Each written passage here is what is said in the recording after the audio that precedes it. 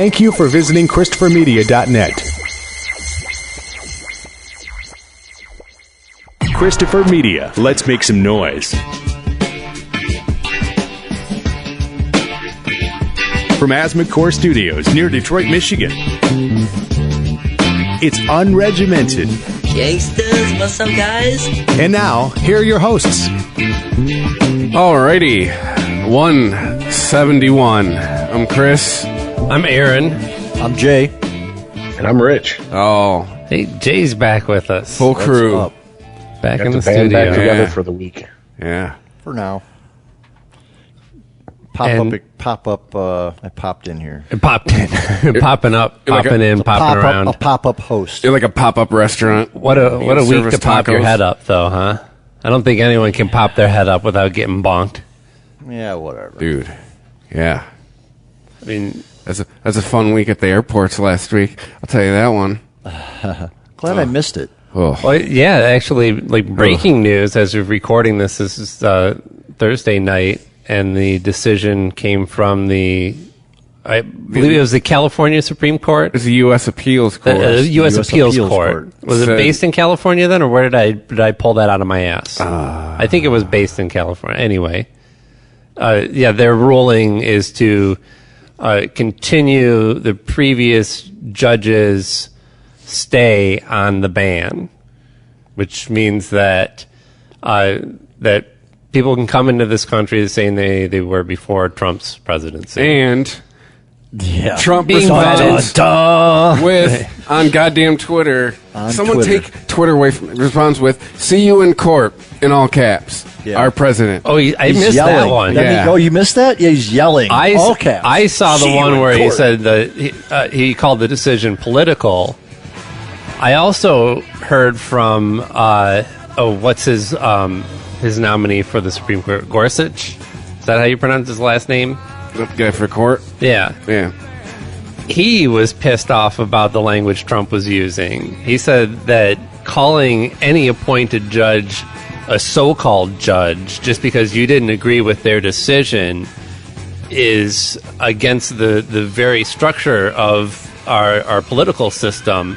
It undermines one of the three branches. It's one branch undermining another branch. Sure Hey, is. toughen up, Cupcake. Hey. Right, so I'm the president, motherfucker. I mean, You can't be you can't be a king. That's got checks and balances are in there, so you can't be a king going around throwing around all these decrees.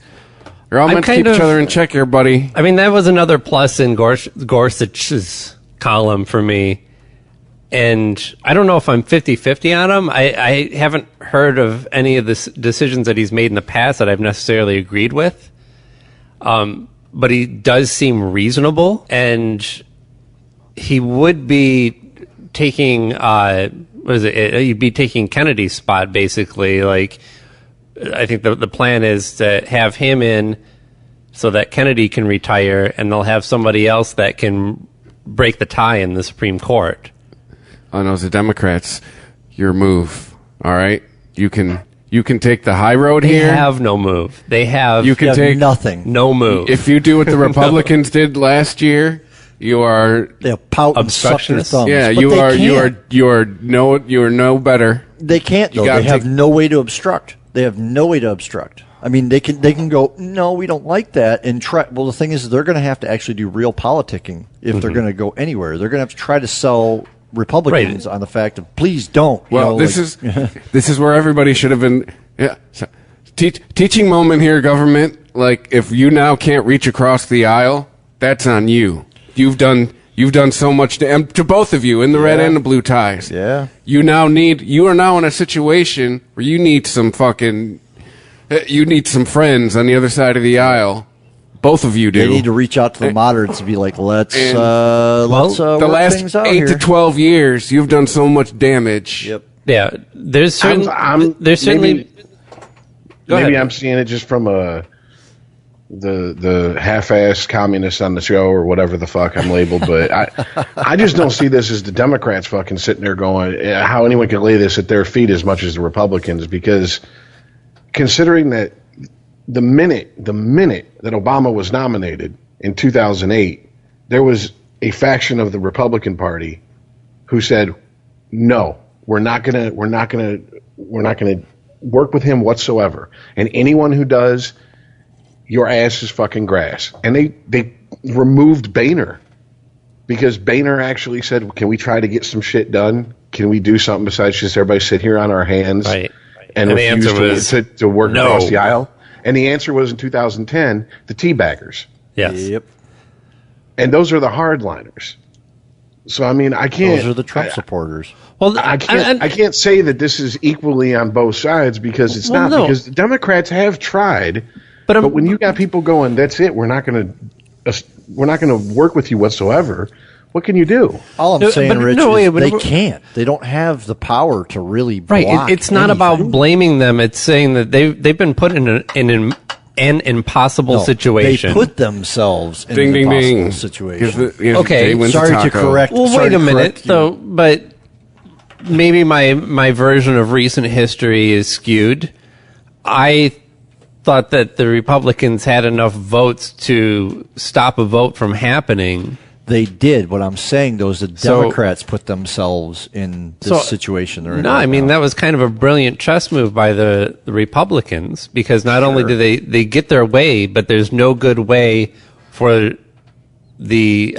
for liberals to fight this, for Democrats to fight this, Right. without looking like hypocrites because they were so outraged by the very same thing that the Republicans did to their nominee. Get over it. Get and- over and- it. Oh, now you get over it. So basically, what it is that because our government, our two-party system, has now devolved into if I hit first, I get the high road because if you hit me back, you're as bad as me. Right.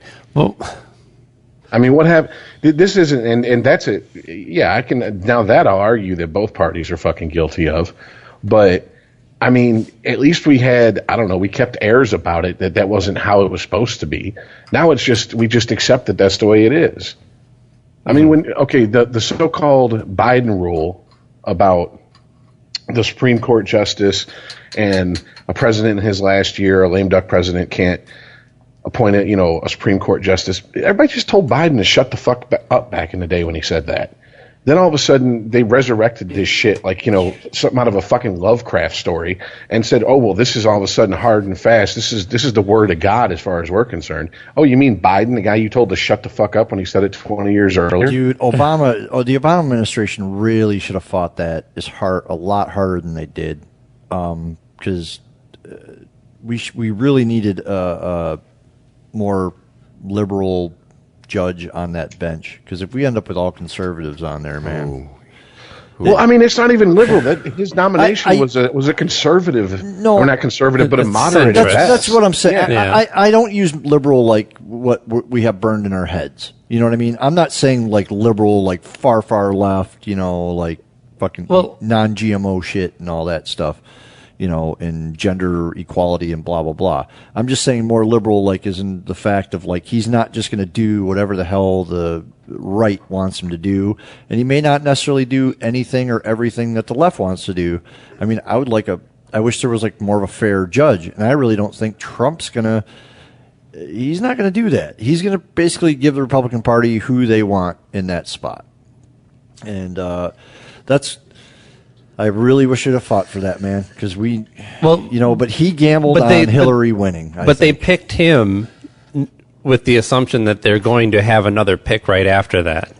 That if Trump's man gets nominated, to the Supreme Court, that Kennedy will then retire, and then they'll have another slot open up.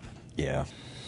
So that means we got two Supreme Court judges that are picked by. So that means we have Right. 4 liberal judges on the court that are probably getting to the point where they would like to retire. That's what I'm getting at. It's just, it's not. It wasn't a good move. I just wish they could have. I wish they Wait a would've. minute, it wasn't a good move for Obama not to fight harder to get a Supreme Court. Yes. Yeah, it was a poor choice not to fight that harder because that's what puts the Democrats in this position where they have no good choice, no good move. There's no way to save face in this or even get something close to what they want. They pretty much just have to swallow it and take it. I mean, I don't know, man. The Democrats, they're going to have to start more of a grassroots thing. They're going to have to start working back in their communities again to get anywhere, because that's what the Republicans did. They just took over all the states and shit. I mean, well, it's just so we just need to equal the power out is what I'm getting at. I don't care. I think with no good move, though, maybe that's actually an argument for fighting this nomination. And yeah. Okay, so there is this. I think Jay, you're right, but I think that they also just have to accept for at least the next 2 years, they're taking it up the ass. Oh yeah, man. Oh, so they have to put on the mask of we're fighting a good fight, but they know that they're not going to get anything through, and then hope for the midterm elections to win back some power. Well, that's what I'm saying. That's the only thing they can do. Is that they got to get more grassroots back down into the states. They got to stop the national shit. They had Obama for 8 years, and they didn't have any of the fucking House or Senate. It's like they just lost track of local, and that's what won this recent election, quite honestly. Well, I'm reminded of again, I think that maybe this was on Freakonomics that they were talking about this, but I mean, Bernie. I'm sorry, but Bernie's been saying that since he dropped. He said we got to get the Democrats have to get more into the local, state type senators. He's been criticized widely though for reaching out. Yeah, I know he was trying to start something, man, and yeah. I don't know where the line is between reaching out and actually trying to get something done. Apparently, it's a very thin line these days. I'm just saying Bernie said the same thing back in the day. I'm not saying his way is right, okay. And I'm not saying that I'm really, yeah. Well, I love this song. Let me tell this one real quick though, because I heard a story about how they were testing out the concept of human conflict with computer programs, breaking it down to its very base elements. And saying, if you just have two groups of people, one of them responds negatively, with some sort of aggression, and what is the proper response for the other group of people? What is the most effective response, right? So they tested out, always aggressive and alternating between aggressive and peaceful policy, and with always turning the other cheek, is what they would call it, where no matter what aggression one computer program would try to perpetrate upon the other, it would always respond kindly, right? They found after running they do this with computers because they can run these tests millions of times and get these average results from it. And they found the most effective policy was this combination of, if one group responds aggressively to another, the other one responds with an aggressive maneuver, and then always the next maneuver is peaceful, right? Mm-hmm. Until there's another aggressive maneuver from the opposing side, and then they respond aggressively and then return to peaceful. It's always that way. That is the most successful way, average way to actually respond to the aggression in order to not be seen as weak, but to always then be open to the other side as long as they are not directly attacking you, in order to seem magnanimous and like you would actually be open to working with the other side possibly. So yeah, that'd be nice. So I think about that in the situation that the Democrats have now. They had a very aggressive act from the Republicans that left them weak. Yes. And now they have a choice, and it's going to be coming up really soon. They're going to call for a vote sooner than later, especially with this shit about the borders possibly hitting the Supreme Courts now. Yeah. I don't see why it would stop now if Trump is yelling literally on Twitter. Well, the fucking Secretary of Homeland Security, he's already been down to Texas, and he's on his way to Arizona. I mean, to talk to the border. Right. It's to give them direct orders. It's in planning. Right. Well, he's trying to figure out what's the best way to do it.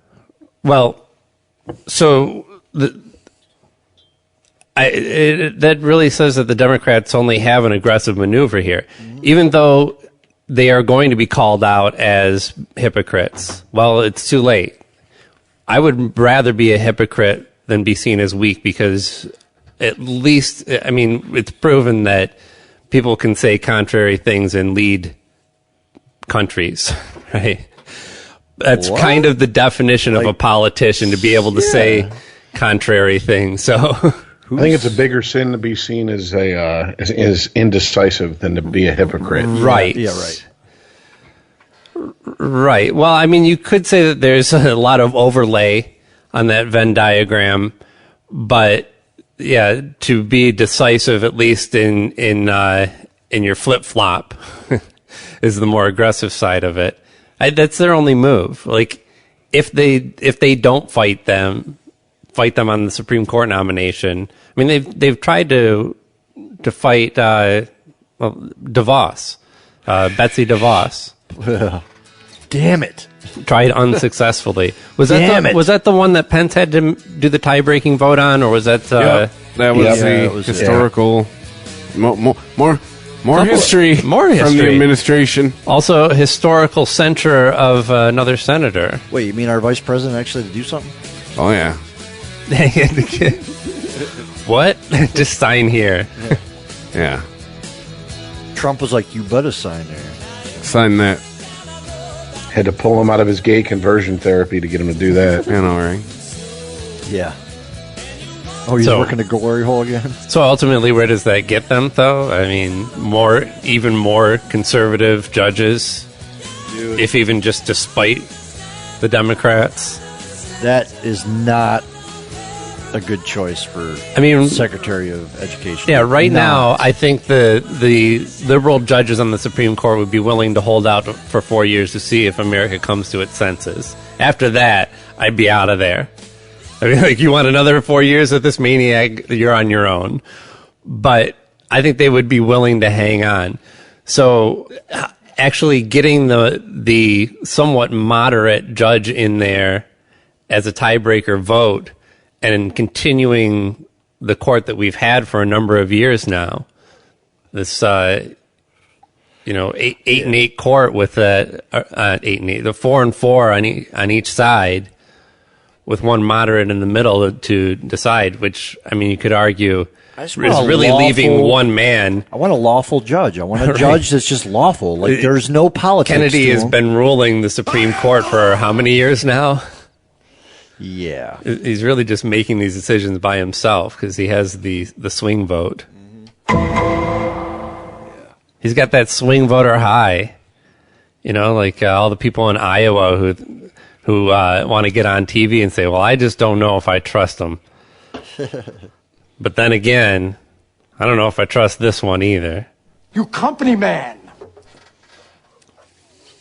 You know, I really got to wonder how much of the extreme partisanship that we're now seeing from both sides is coming from politicians now taking their cue from social media.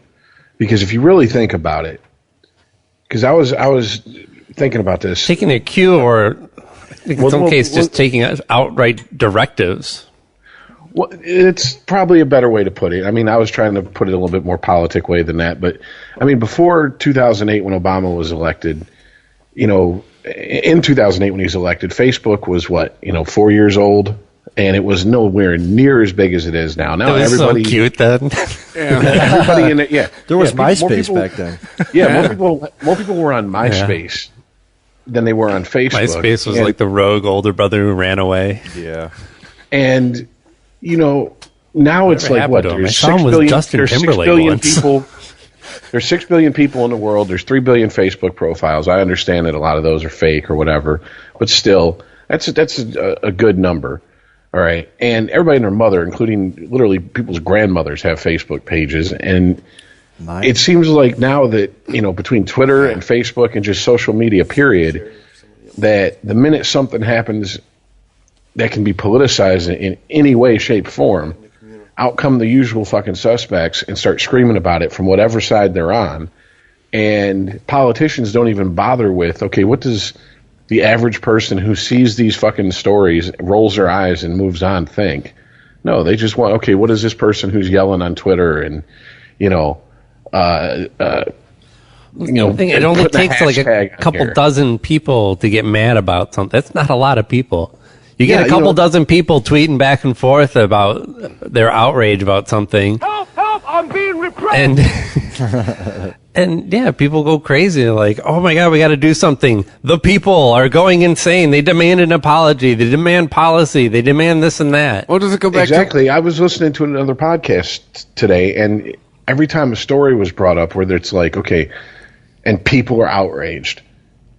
One of the co-hosts was like, no, it's not real. It's Twitter outrage. It's literally like getting your probably news a from couple- 4chan. That's one thing I wanted to bring up with you guys. I didn't get to talk about in the last podcast. What's that?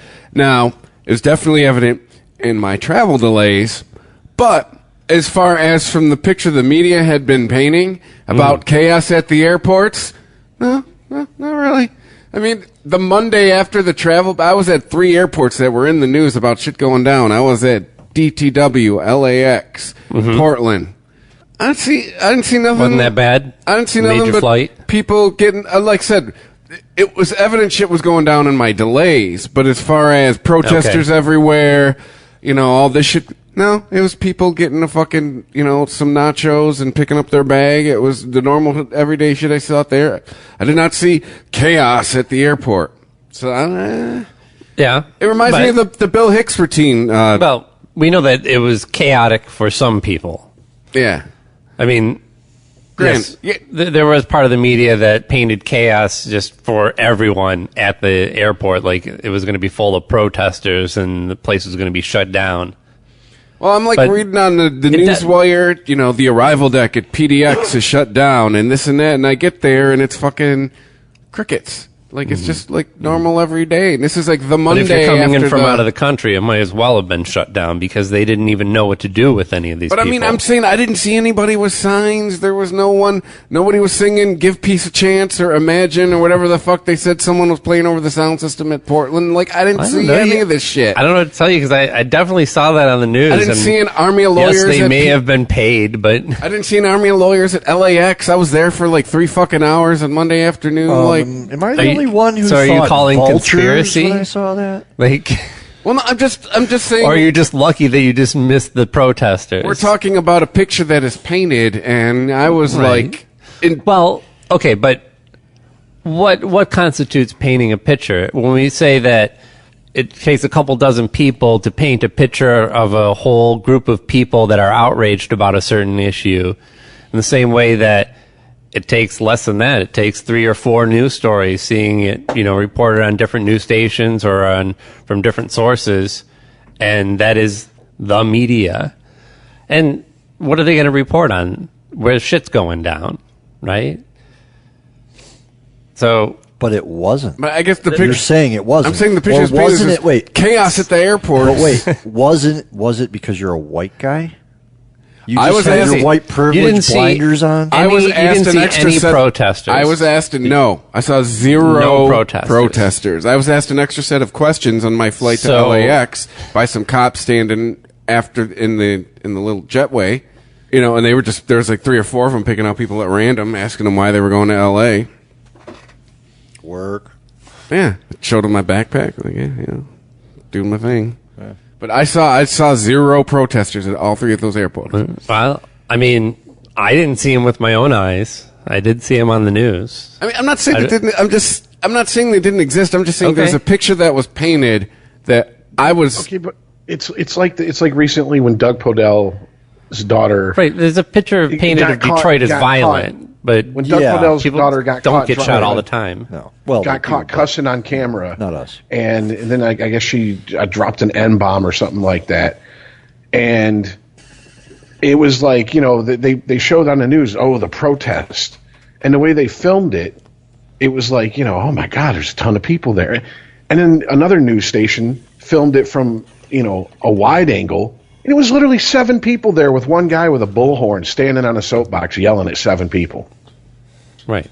I mean, it's all perspective. Right. And that's, once again, I mean, it's, goddamn, we've walked a hole in the carpet going back and forth over this, but we've just completely lost perspective in this country a lot of times. We just see something and it's like we just instantly react to it anymore. We don't even bother to have any critical thinking about it. Yeah. Wait a time out. Oh, really? There's a big protest? Right. We're skeptical of the news and the media in general. I saw 40 seconds of protest footage, and I saw the same protesters in all 40 seconds of footage. Wait a minute here. Right. You know. Yeah. So we've even learned to be skeptical of the internet now. You can't believe everything that's on the internet. But that's now the there's thing. all this fake news. But what we're or do we just label anything we don't like as fake news? But wait a minute.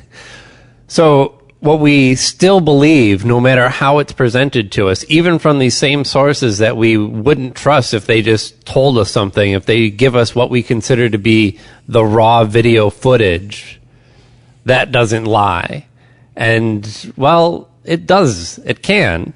It's perspective. Right. Yeah, it's just perspective. Well, I saw there was something in the news. It was like, oh, there's a protest down at Wayne State, and it was like 60 people walking around with signs, and that was it. They're just literally walking around the block. They were staying out of the street. They were on the sidewalk, but they had helicopters and shit, and they were like, oh, there's a protest, just protest. It was just protest and sensationalized. It's like, that's people. You know what that is, their really, rights. right? We got a pack of them circling. That's Right. really what that is. Right. No, I know. Yeah. Right. There were no police. There were no flashers. There were just people walking down the street with signs. No flashers. Not my kind of protest. Right. Yeah, well, you know what I mean. Any streakers? I'm sorry. No police. Yeah. No police. If everyone's wearing underwear, Aaron does not want a part of it. Was that chick with the big boobs there that runs out and kisses people? She's the got to be kissing bandit? like 60 now, right? Dude, she's got to be older than that. What was the kissing bandit's name? She probably has to, Morgana. she probably has to roll out there in her hover round to get to somebody. And that's just for her titties. Yeah, she's got another one in front of her. She's got a walker for her titties. No, those things were fake, dude. Those things are still sitting up high and proud. A Man. Segway. She's got a Segway that just props them up. A balance board. Boob Hoverboard. boob Segway. Hoverboard with some blue vein tits just sitting on them. One on each side, so they flap to the sides. But I mean, I'm just. Flaps.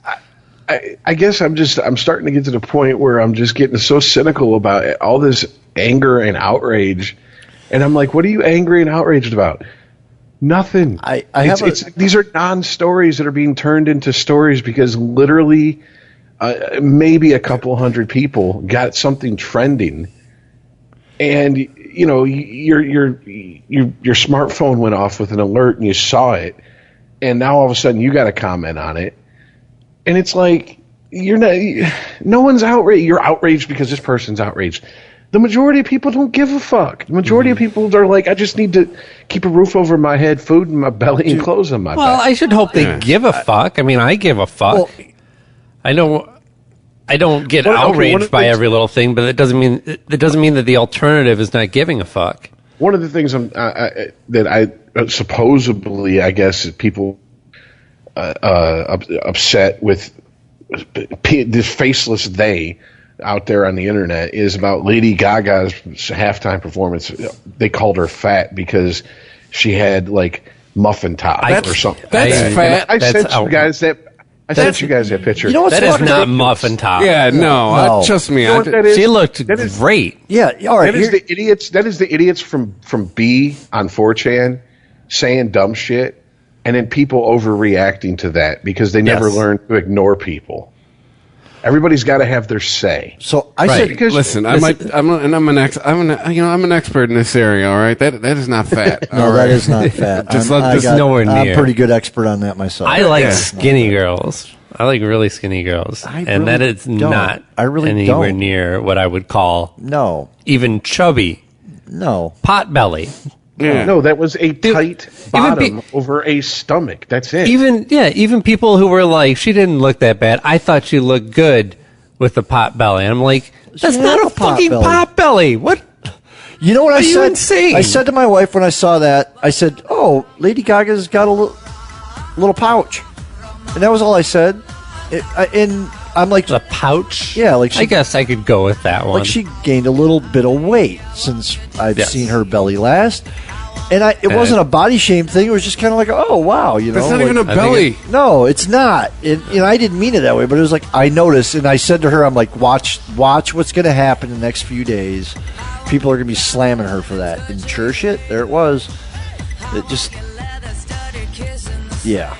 I said, 2016 was the year the worm turned for me, and maybe this internet thing isn't the greatest thing ever. So, all right. So this brings up a story I actually wanted to talk about. Okay. Tonight. It's one of the What reasons does I Jay came. want to talk about since it's Jay's night? Yeah, I'm sorry. It's Oh, you blow in once a quarter. We're going to talk about what you want to talk about. No, but you'll probably all jump in on this. And so I have a friend of mine, and he asked me not to divulge his name. Okay. Because Can we call him So you.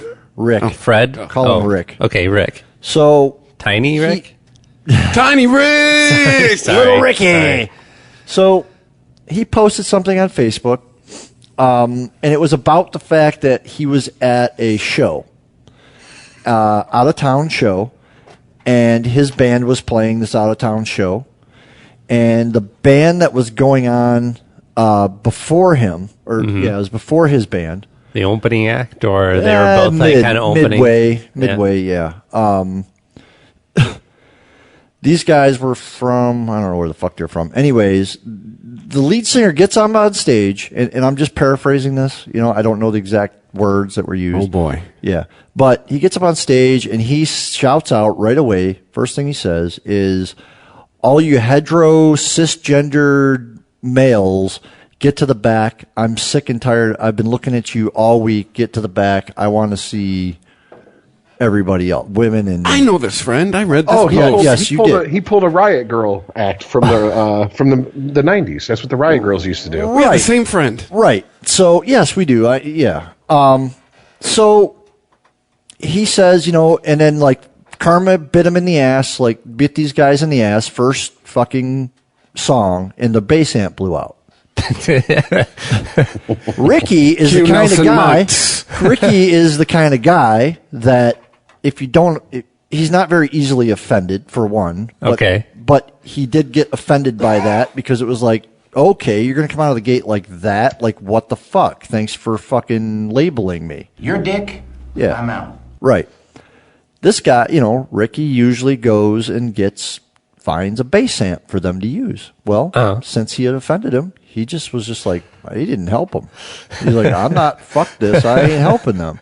Hey, man, I'm part of the problem. I'm a cisgendered white male. I'm in the back of the bar. Right. You don't need my bass amp. Right. Playing my cisgendered white male music. Exactly.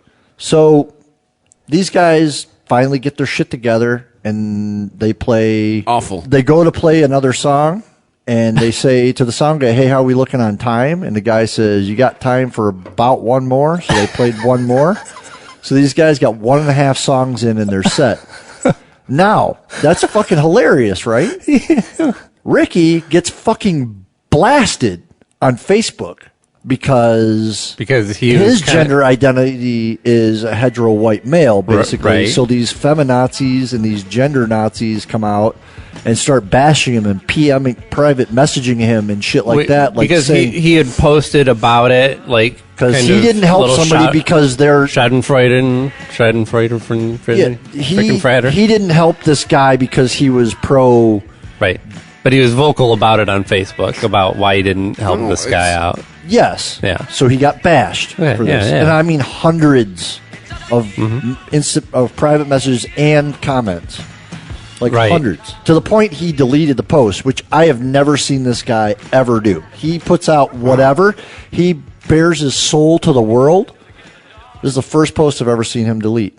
And he came back on and was just basically like, well, I guess I'll just stick with what I know. I kind of feel like I just told my mechanic something totally stupid and ignorant, but it just was like, but it just sucks, that these people want you to be receptive to their gender identity and sensitive to their gender identity, but fuck you and your gender identity. Like, is basically how he took it. And that's how I feel about it too, is that these people who want you to be sensitive to their gender identity don't care. They're not sensitive to yours or ours. Right. And it's like, Wait a second. Welcome to the show, Jay. No. Welcome to the last 3 or 4 months. No, right. Yeah. So I'm sure, and I did hear that in this, Right. it's like, what the fuck? Like, you can't get all militant on somebody for identifying, and I'm just beating around the bush. Or as Rich said, we've walked back and forth holes in the carpeting, which I really like that. Yeah. But it just, and I'm sure you guys have discussed it and killed it, and everybody who's listening to this are Well, like, actually, there Jay, was a shut story the fuck that up. happened this week about the guy who proposed a Netflix ban. For Based- what? For fucking what? Based on their show, is it called Dear White People? I think. Oh yeah, that was a Oh, movie yeah. first. Yeah, though. yeah. Yeah, so they're doing a show based on the movie. Actually, a buddy of mine was in that movie. Yeah, And- actually, that's the reason I saw it. Everything about Netflix is a choice. I haven't seen Having it. it, choosing to watch something. You fucking pay for it. Or if Yeah. you don't, then you're stealing it from somebody Well, who does. This guy, he went onto Twitter and posted a picture of his canceled Netflix account with the hashtag cancel Netflix or something like that, or trying to get some sort of movement going. And I saw it and was like, I got a "Good movement luck." for you, buddy. I mean, It's in my pants. why are people trying to start protests against things that millions of people in this country love and use every day? That's just not. and that's can I- Because not now gonna is the happen. time. And I just wanna- Protests I are a just big wanna- deal right now. So I just want to point out something real quick. I have Amazon Prime, okay. and I literally yesterday watched what country should we invade next? Well, no, hold on a second. Hold on. I didn't even finish the story. Oh, I'm sorry. I Go didn't ahead. either, Is but it- it's okay. So, What's going on? so the guy posts this picture showing that he canceled his Netflix account because he was offended by the commercial for their new show, Dear White People, and urging other people to do the same. And not only did his hashtag not catch on, but he had posted, well, I think his next post was, Hashtag resubscribe. Got another 2 weeks for free. no, I mean, he fought back a little bit, and then he posted some whiny post about RIP my email, and it shows that he had 7,000 emails in his inbox. It said that somebody signed him up for like 7,000 spam email lists and just flooded his email inbox. Well, his dumb ass posted his email address on Twitter. Well, Or 4chan got a hold of it. Yep. it's not posted, but you can find it. Like, yeah, you can go to your Twitter handle and see their email address if you don't hide it, or if you choose to post it. I don't know, actually, what's the option? Do you have to choose to hide it? I don't know if mine is on there, actually. I have to check. He ain't heard of the junk folder? He ain't heard of Right, but flagging? 7,000 is still a lot. It can still fuck your shit up. Oh, I got 1,000. My inbox has 4 digits on it. It's crazy. Which inbox? Well, so I have like so 10 of them. I chuckled at that, but then I was like, I mean, why does a response have to be flood this guy's email inbox and make him have to get a new email? Right. Because Can't- we're all a bunch of assholes now. Can't we just all be adults and say, oh, okay, this guy doesn't like Netflix? Well, that's his right. I guess I have no plans on canceling my account. Like, so we don't understand, like, I'll be enjoying season 2 of Stranger Things. maybe some of this hatred for Donald Trump is backlash because sometimes the president is a reflection in the mirror. Maybe we're not who we thought we were. Maybe Donnie's a little bit more a reflection of our No. society than we think. Well, Donnie's what happens when white men get pissed. Donald, that's what happens when conservative I'm when just saying, white people get pissed off. We've just turned into this giant collective of assholes. Like, that's just yeah. like that's just where I was going with That's that. your No, professional opinion. And he's like the head giant. He's like the head asshole. He's like Okay. He's if this is a vampire movie, he's the asshole you'd have to kill, then it would maybe kill all of the other assholes. It's And so that makes Mike Pence Ixnay on Kiefer the- Sutherland. Oh wait, damn it! I just realized what I talked about. Well, only in the vampire movie. My theoretical vampire movie. I'd say edit that. No, whatever. I'm just saying, just go easy on that. Yeah, That kind of talk. this is theoretical vampire movie. All right. Well, here was what I was getting at. Okay, I can't think of an example on Netflix, but I can think of it on Amazon Prime. I watched a Michael Moore documentary I'd never seen. Right after I finished it, there was a recommended for your viewing popped up, and there was a documentary, an anti-Michael Moore documentary. Okay, well, if you don't like Dear White People on Netflix, you could probably find something that appeals to your conservative side, if that's too liberal for you or whatever. That's what I'm getting at. Like, right? I don't think he was trying to paint with way too broad of a brush on Netflix. Like, oh my God, look at this liberal propaganda. I just love to watch shit that I don't agree with. I just do, just to fucking put myself in perspective here. I would even argue that Netflix is probably the least political in their programming. Yeah. They have everything on there. Yeah.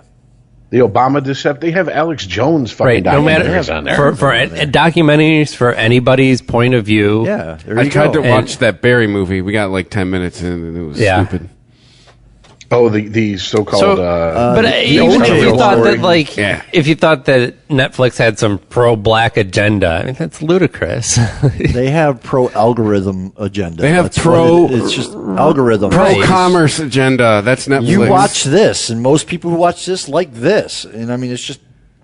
And I'm sure this was a conscious decision of looking at, hey, we have shit for programming that has black people in it. What are we going to do about that? Yeah. And that's a reasonable that's a reasonable decision for any company to make. How can we appeal to this market more? But if it doesn't mean you have this agenda and now we want to expand into this industry. That's basically what it is. We're just industries. I mean, our gender and our race are just industries, man. Right. So what the average person probably watches 1% of the content that's on Netflix. Yeah. It's just there, and you don't have to watch it if you don't want to. Right. It's like there's not enough motorcycle rider movies. I mean, it's the same thing to me. It's just black, white, red, blue, liberal, conservative. So it's funny. So why is it this attitude that the blacks are taking over Netflix? Why? Because they got a series. Look who they voted in the president. They're pissed off right now. They're still pissed about that. They're still pissed. Yeah. He's off vacation and nothing happened. Yeah. Nothing happened. You didn't just rape our country for 8 years. Yeah. Here's our answer to that. We're going to just totally fuck it over. Oh, man. So, anyways, Jay, you said you didn't finish the story. What was... No, okay, so it was this guy got hit up on social media. It's more of my point, man. Here, this guy is one of the top people I know. He's tops, dude. His heart is huge. He'd give you the shirt off his back even though he can't afford the shirt, And here he is. Here he is speaking out for being singled out for his gender. His gender. Right. And his sexual preference. So it just upset and other me. Things and that I'm sorry that control. I've missed the show for weeks. I'm not saying that he's been oppressed, but... No, he's not been oppressed, but he has been hit with the exact same thing that they're fighting against. And it's the hypocrisy. And it's that villagers coming for Frankenstein, man. That's the argument mentality. It sucks.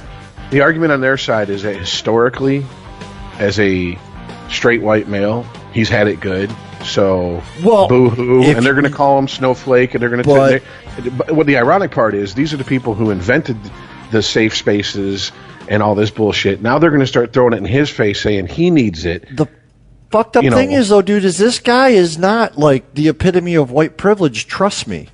I mean, you know what I'm saying. I'm not. You know what I mean. This is the argument I've had with relatives, with friends who are just drinking deeply of this fucking entire far left, regressive left SJW Kool-Aid. Is that, well, if historically you've gotten over on somebody, then you deserve every shitty thing. Is he white? Right. Is he male? Yeah. Well, then he's got privilege. Right. Fuck him. He was born with it. At that point, I said, how far back do we go? The fucked up thing because is, you guys seem to not care what happened before fucking the evil white man came here and killed the Indians and stole their land. Do we keep going farther back? Do we go back, a couple 100,000 years to where the first two fucking primates or not primates, but groups of Cro-Magnon men got to a watering hole and one beat the shit out of the other. So that group has to pay reparations for the rest of eternity because historically they had it a little bit better than the other group of Cro-Magnon men. Right. And they go, Yeah, don't where's be the ridiculous. Egyptians' reparations? Yeah. And I said, well, if you don't be Building ridiculous, those pyramids.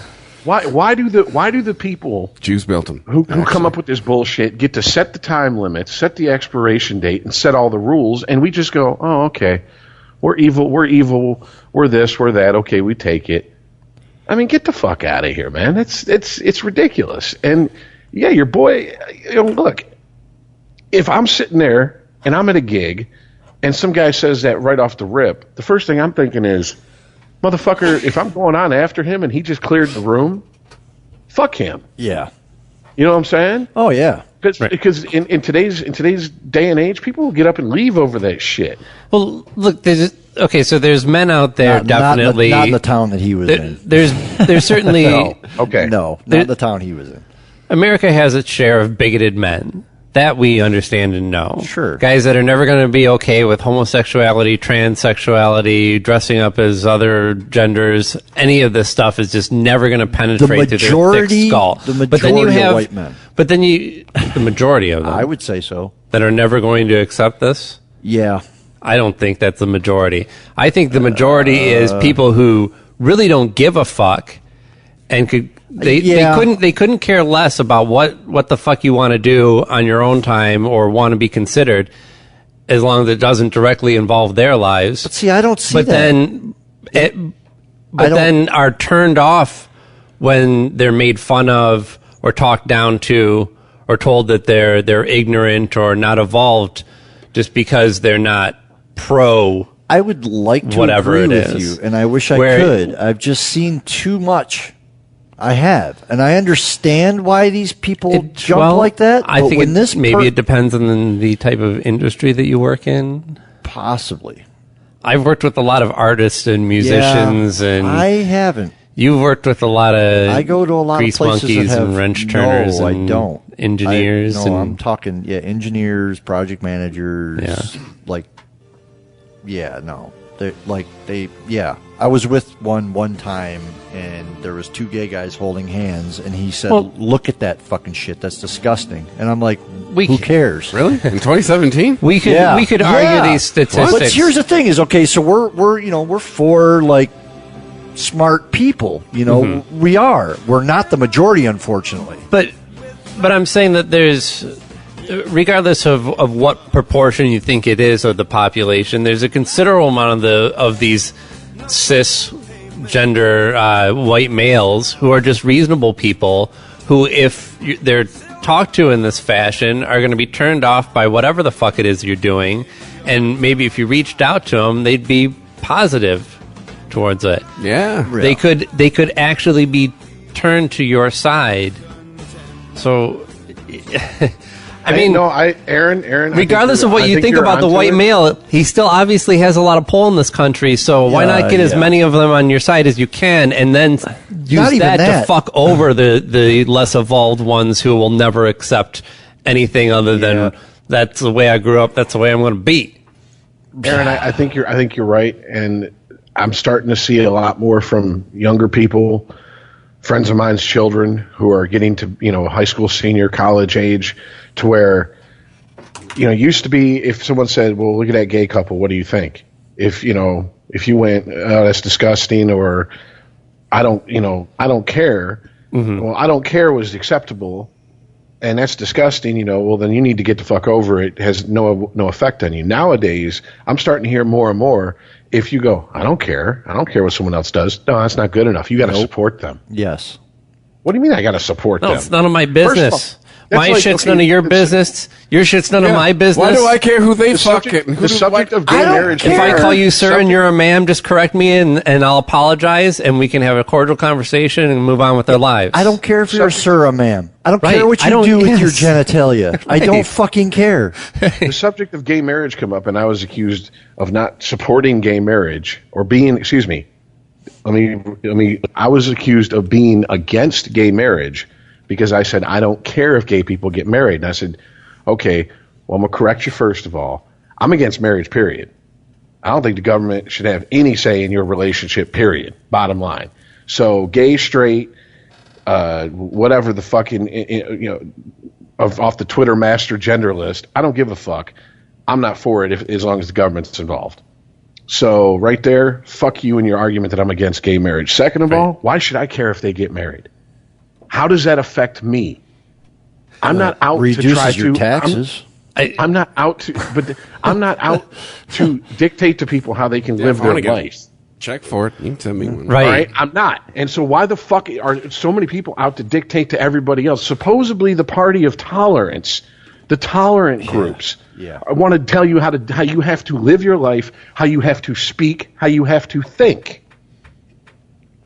Yeah. Rich, this reminds me actually of a Flintstones comic book that I read today, which sounds like a very odd thing to say, but the new Flintstones comic is actually quite brilliant and tells a lot of stories about our current society in the Flintstones world. And this issue was Is everyone named Rock or Stone? There's plenty of puns and there's great animal jokes in there. It's very funny, but also there's a controversy. The whole issue was based around the concept of marriage, and during their time, it was a new concept. And so Fred and Wilma go away to this retreat where there's married couples and other people who are thinking about getting married, and there's others that are protesting them. Like, this is weird, you guys. Why don't you just take whoever you can drag into the cave like we all do? Why do you need to get married and cohabitate like this? And one of them's holding up a sign that says, 1 man plus 1 woman equals 2 weird. And monogamy is unnatural. And they're treating them like total outsiders. And all that's doing is putting that in light of how people are and aren't accepting homosexuality as something, arguing whether it's natural or not, or should it be accepted, or should it be legal or not. And it's all based on, it's just weird. It's not how I grew up, and I don't understand it. So it must be wrong. Yeah, it's... I just have a real hard time with people telling other people that, because okay, if it's put to a vote, you go into a voting booth and you vote in favor of gay marriage, but then when you walk out of the voting booth, someone goes, well, how do you feel about gay marriage? Well, I don't care if gay people get married. Well, then you're just as bad as the people who went in there and voted against it. Well, no, really? Because am I? I think this is an acceptable response. Internally, you go, ew. And then you say with your mouth, it doesn't matter to me what other people do. That's fine. Yeah. That is a perfectly acceptable position. Because there's plenty. What do you think gay guys think of? I'm not into dudes, so... You ever talk to a gay guy about vagina? And they go, right, gross. Yeah, right. And you stick your dick in it? Ugh, Yeah. Why? It doesn't... You can't help what you're grossed out by. You stick your dick You in can a help poop how you chute. react to it. And reacting as in, it's none of my business, is probably the best I don't want possible to reaction. think about what you're doing with your genitalia. I don't want to think about it. If you say you're gay, oh, shit, there went that visual. Just rips right through my brain. Like, great, there's a movie. Thanks. I don't care. I mean, I really don't. And it's not that I'm supportive or unsupportive.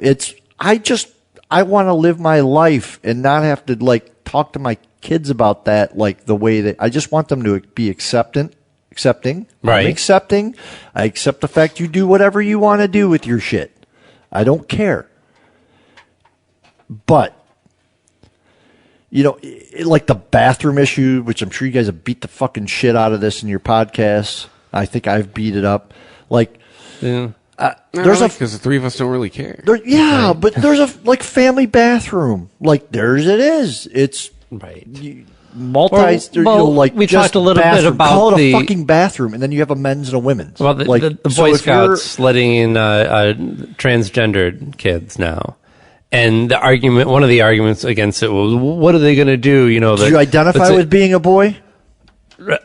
well, Do you identify with being a boy or do you have a penis? I'm just saying, no, this is my question. Do you have a penis or do you identify with being a boy? it identifies as being a boy. Yeah, no. Well, they It's accept the it. Boy Scouts.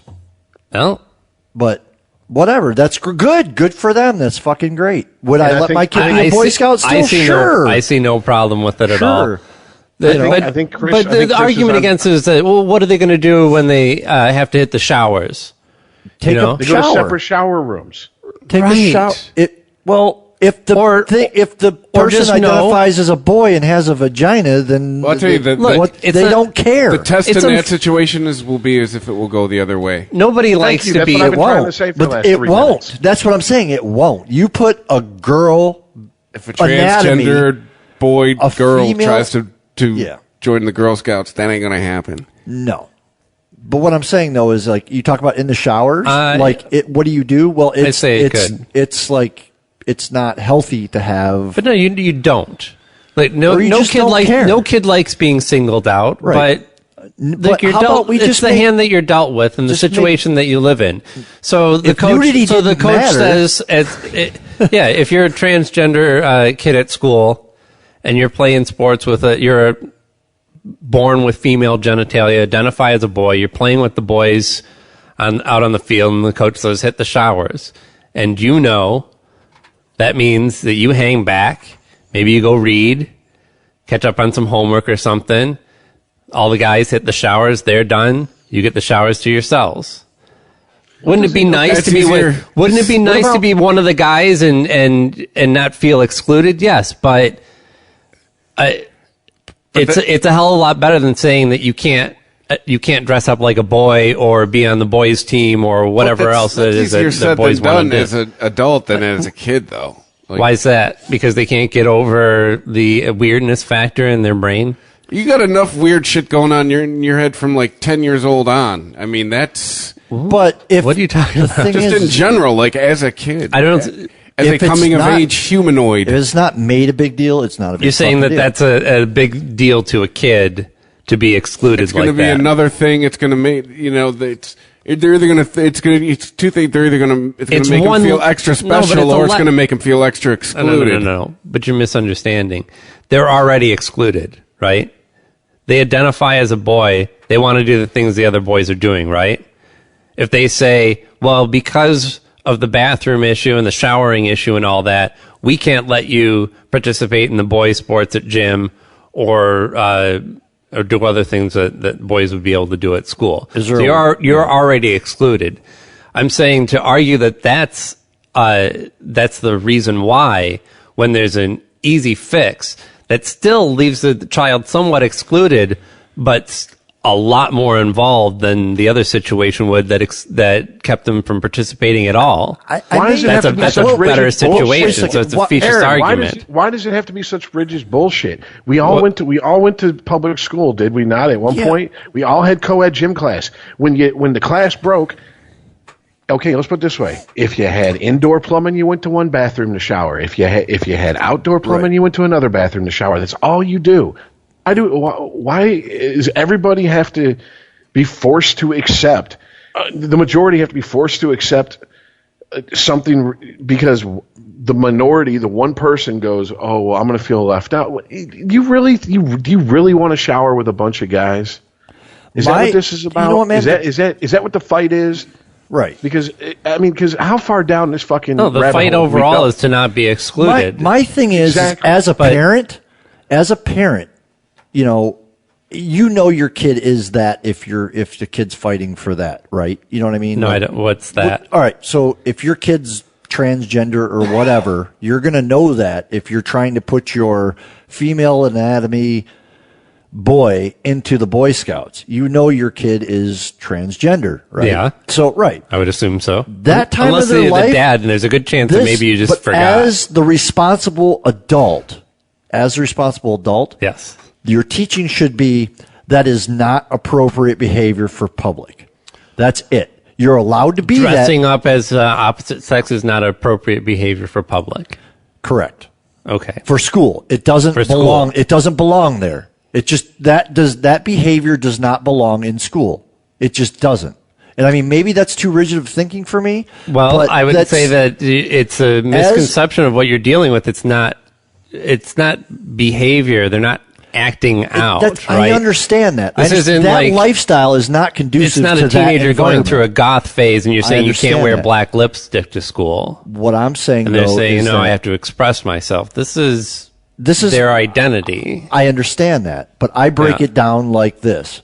I allow my kids to swear in my house, and I know this is a totally different subject, but Right. I tell them they're allowed to swear in my house. They are not allowed to swear outside of the house. If they're caught swearing outside of the house, there's repercussions for that, and I try to explain that. I know it's a much simpler thing to deal with, but it's the simple way I'm wrapping my head around it is that there is an appropriate behavior for certain instances, and that's how you should deal with it, because there are other people that you have to be, you want everybody to be considered your child. Why can you not be considerate of everybody else's child or most everybody else's child? The majority. I understand. Why would you I allow, because you're the parent. You are the parent. It is their identity. You can support that identity at home and in your family structure and your local structure. Okay, first of all, Rip me apart. We're in a society right now. We're trying to regulate through conditioning in pop culture and entertainment, and to a certain extent through laws, how adults are supposed to behave, how they're supposed to accept people of different that are transgendered or homosexual or polysexual or whatever the fuck. Okay, and we're having a hard time doing that. Children are evil little shits. You're not going to get them to accept everything like you can as an adult. This is what I tried to tell my little brother when he was a kid and he was going to school. When I was a kid, he would be considered what is fat. But when he went to school, he was a little chubby. Okay, so he would get very light teasing compared to what I got, and I wasn't even as big as him. And he would come to me and cry about it. And I said, Max, let me tell you something. That is not real life. Because when you're an adult, people might say some shit behind your back. In a group situation, they might say some shit. But you're not going to hear it every single day. You're not going to walk into work and people aren't going to be like, hey, how's it going, fat ass? That's not going to be your name. Okay? This is not... School is like prison for children. Yep. It is fucking alpha. It is alpha males and females. And if you don't think the females are ruthless, you've never had a fucking female daughter. You've never had a female daughter. Well, I guess in this day and age, yeah, it's true. Yeah, it's true. You can have a male daughter. So, right. But no, I mean you can't force children to fall into lockstep with each other. And on top of that, God damn it. Fucking kids need to learn the world isn't fair. That the whole world's not going to fucking bend to their whims because I feel like this, so why shouldn't I get this? Because that's not the way the world works, man. If this was any place but one of the countries that is forward thinking enough to allow this shit in school, you'd be put to death in other countries. Okay. I mean, here's the folly here, though. I think you take a healthy kid and try and overlay the concept of identifying as a different gender on top of them. And I would believe that in almost all these cases where people are raising transgendered children, the concept of letting them dress up as another sex was probably the last thing that they wanted to do. I understand that. The last decision that they wanted to make. And a lot of times it is because of severe depression, kids that are in dangerous situations, where honestly, the difference between dressing up like a boy or a girl could mean the difference between them killing themselves or not. And I know it's extreme, but we're talking about teenagers where just dealing with regular sexuality fucks you up. I get it. I get that. We are talking about we are talking about less than 1% of the population, and we can't even solve bullying between quote unquote heteronormative kids in school. And we're sitting here. And, well, that's part of my point, though, Rich, is that you're not going to solve bullying either way. And if ultimately you have a child who has more confidence, not only in themselves, but in the fact that their family supports what they are, then that's somebody who can stand up to a bully better.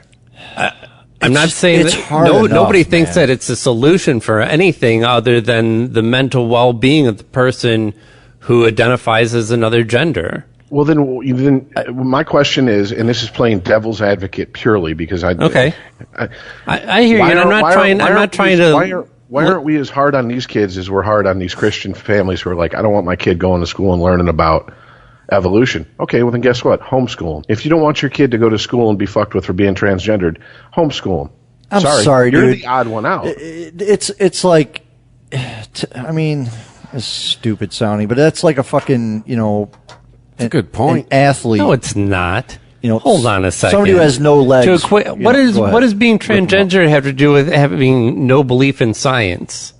Okay, first of all, you're drawing I missed conclusion something there. that no one else has drew. What I'm saying is, if as a parent, okay, you want to raise your kid to believe that the earth is 6,000 years old, et cetera, the exact word Rich, of the Bible. They didn't. Nobody's setting to raise their kid. Nobody goes, oh, I got to raise this kid transgendered or at least gender neutral until they're old enough to decide. No, some people are. Listen to me. I know they are. I've seen it. Stop. Okay. What I'm saying seen is it. that kid goes into science class and says that shit.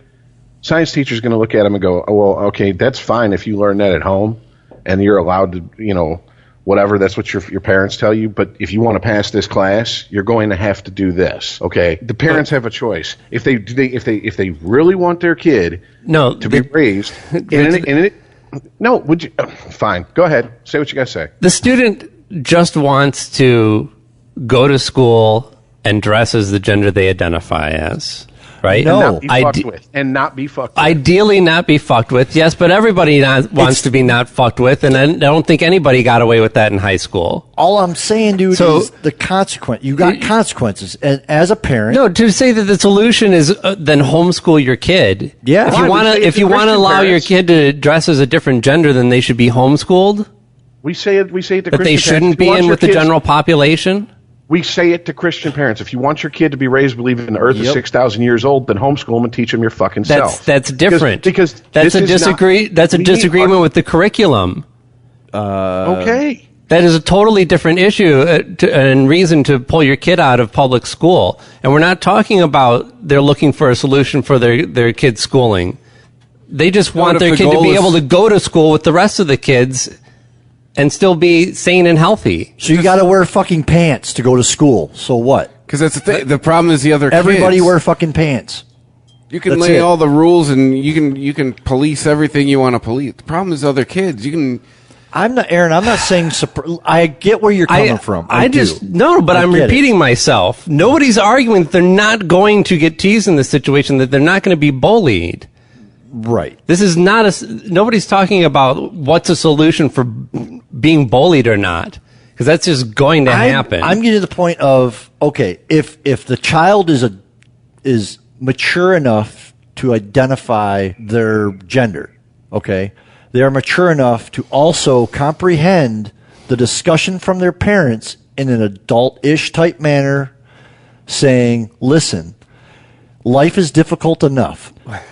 No. All right. Life is difficult enough. What age are we considering here? Whatever age they decide. Whatever What age. age are you? I'm not putting an age on this. Okay. If the child is old enough to gender identify Right. with themselves, and they tell you, you need to be smart enough to talk to them about that, accept them who they are.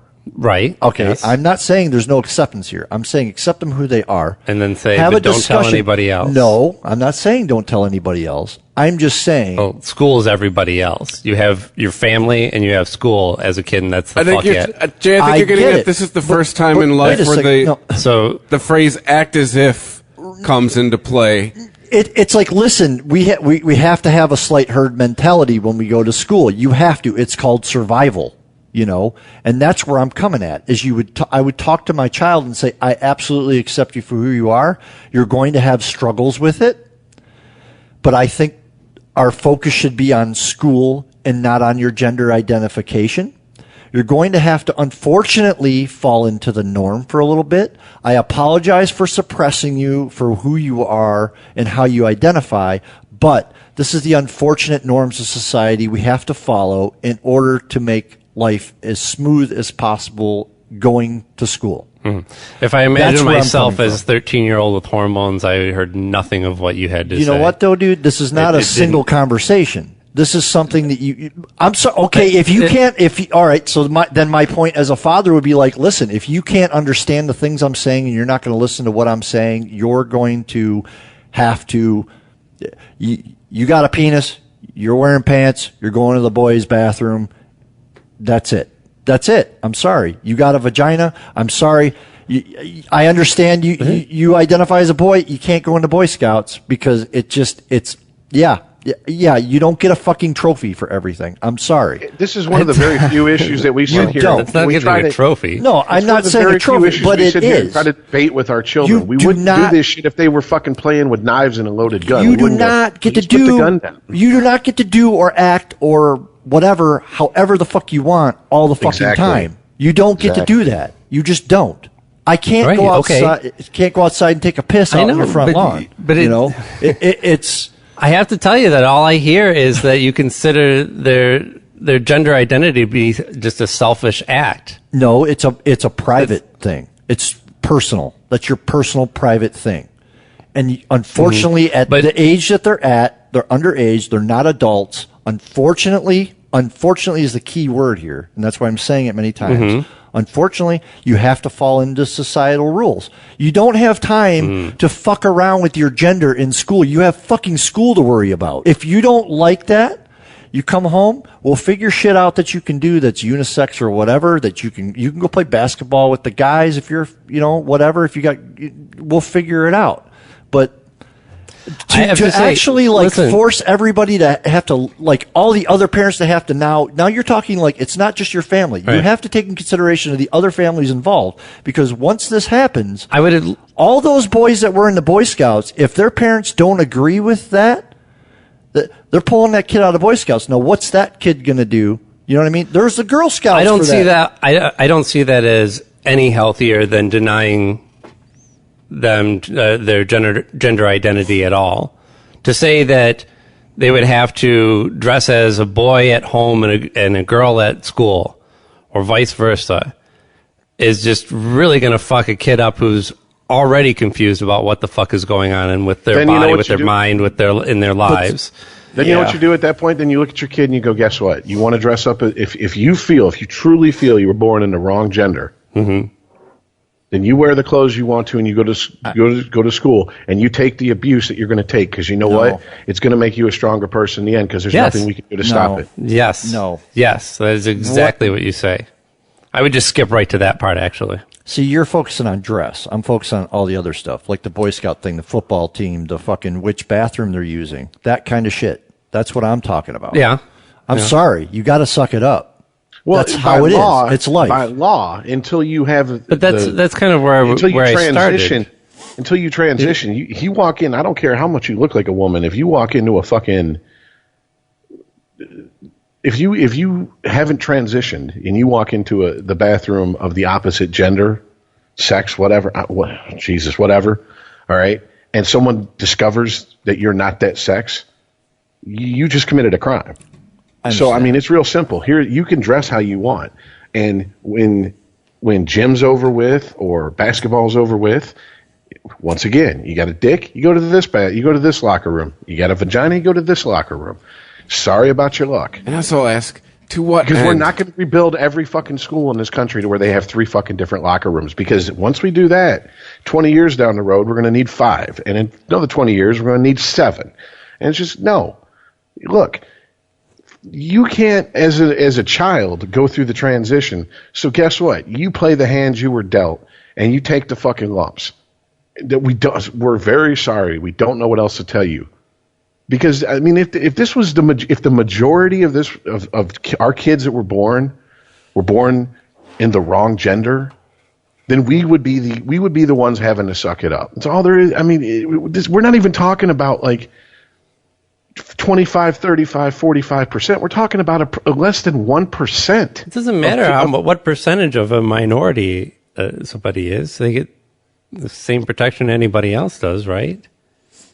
What I'm saying is that it's not like the Disability Act to where we had, we have X amount of people who are disabled, so we have to have, handicap accessible and handicap parking. No, this is less than 1%. We're not going to rehaul the entire country and force public schools and buildings. Okay, but hold on. We're bringing it back around. Yes, this is where I started. Where I started was that has been painted. Where I started was you can accept somebody dressing as the opposite gender into your school, into wherever it may be, and understand that there are still limitations to that. For example, the bathrooms. But it's not about not letting the kids into the school because the bathroom's an issue, so we should just homeschool them. No, that's not what I was saying. What I was saying is if parents were so concerned about their kid getting bullied, well, then guess what? You need to make a decision. Do you tell the kid to suck it up and fucking go to school, or do you homeschool your kid? If they're so worried about their kid being taught evolution, parents have to make a decision. Do I let my children go to school and then tell them what they want to hear so you can pass the test? And the point is there's going to be this huge sea change that's going to take over. No, okay, but when I was about to go into high school, my parents moved, and one of the reasons for moving was so that I didn't have to go to Lincoln Park High School, where they thought I was going to get my ass kicked on a daily basis. So I switched schools to go to high school in Riverview. God, I wish I had parents that gave that much of a shit. God damn. They got the medical bills to worry about. It's preventive. It's cost maintenance. Parents making a decision based on how much they think their kids are going to get bullied in school happens constantly for many different reasons. That's why I switched schools. I think that we need to separate these two issues. It's not about transgender and bullying. Bullying is a separate issue, and you're going to get bullied for whatever a kid can find on you. It doesn't matter. Now, does a transgendered kid go through more of it? Probably. They are an easier target. Just go to school and focus on fucking school. And I can't believe I'm saying that because I didn't. And if a parent's choice is, look, I want to let my kid dress the way they want to dress, and when they do that, they go to school and they get harassed and they come home and they're miserable. And I said, do you want to try homeschooling? And they broke down crying and said, please, yes. Right? Yeah, that's great then. That will probably work out for you, hopefully. There's nothing wrong with that. And if that's all you're saying, Rich, then I apologize for even blowing up in the first place. That's what I meant. That's what I guess I wasn't getting it across. But what came across to me at least was, if your kid wants to dress up weird, you should just keep them home. No, that's not because they're going to get the shit beat out of them at school. No, I mean, look. And I just think that's a bad place to start from. If that's where you end up as an agreement between you and your kid, that's great. Okay, I was a weird little fucking kid the way I dressed. Okay, I had long hair at a young age.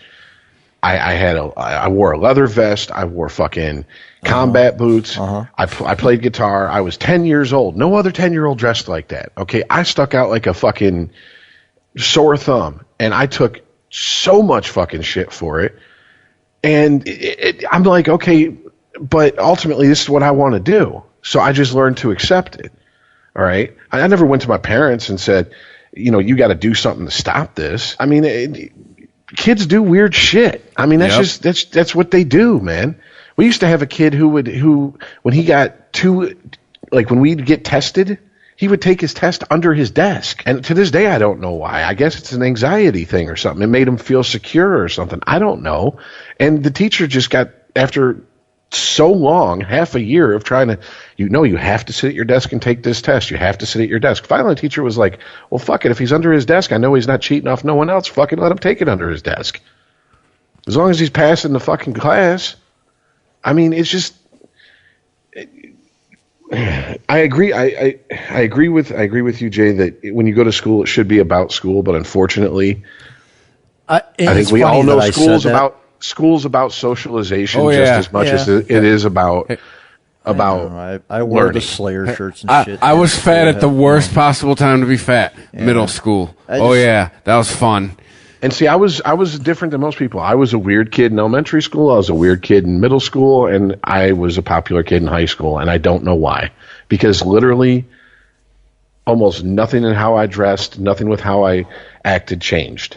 It's just when I got to high school, having long hair, a leather vest, combat boots, and playing music became cool. I was cool all of a sudden. Whereas I was a freak when I was in 6th grade, 7th, 8th, and did it. So. And I do believe it's kind of like that. I mean, if you look at grade school kids are ruthless to each other. Middle school kids are probably the worst. And when you get to high school, I have friends whose kids are in high school, and they talk about, they got 1 or 2 transgendered kids. They have plenty of out gay kids, and no one really fucks with them about that. Right. Which would be something that would be a huge target painted on them when we went to school. Oh, yeah. Okay, so Lord. let me just run a hypothetical past you then. Let's say young Rich gets his ass kicked a couple days in a row for being a long-haired freak, and comes home with the shiner, and the old man's like, what the fuck's going on here? And you're like, well, kids don't, they make fun of me for my long hair, and I like to play music, and they call me a freak and shit, and like to beat on me, and I wish it would stop. And he's like, okay, here's what we're going to do.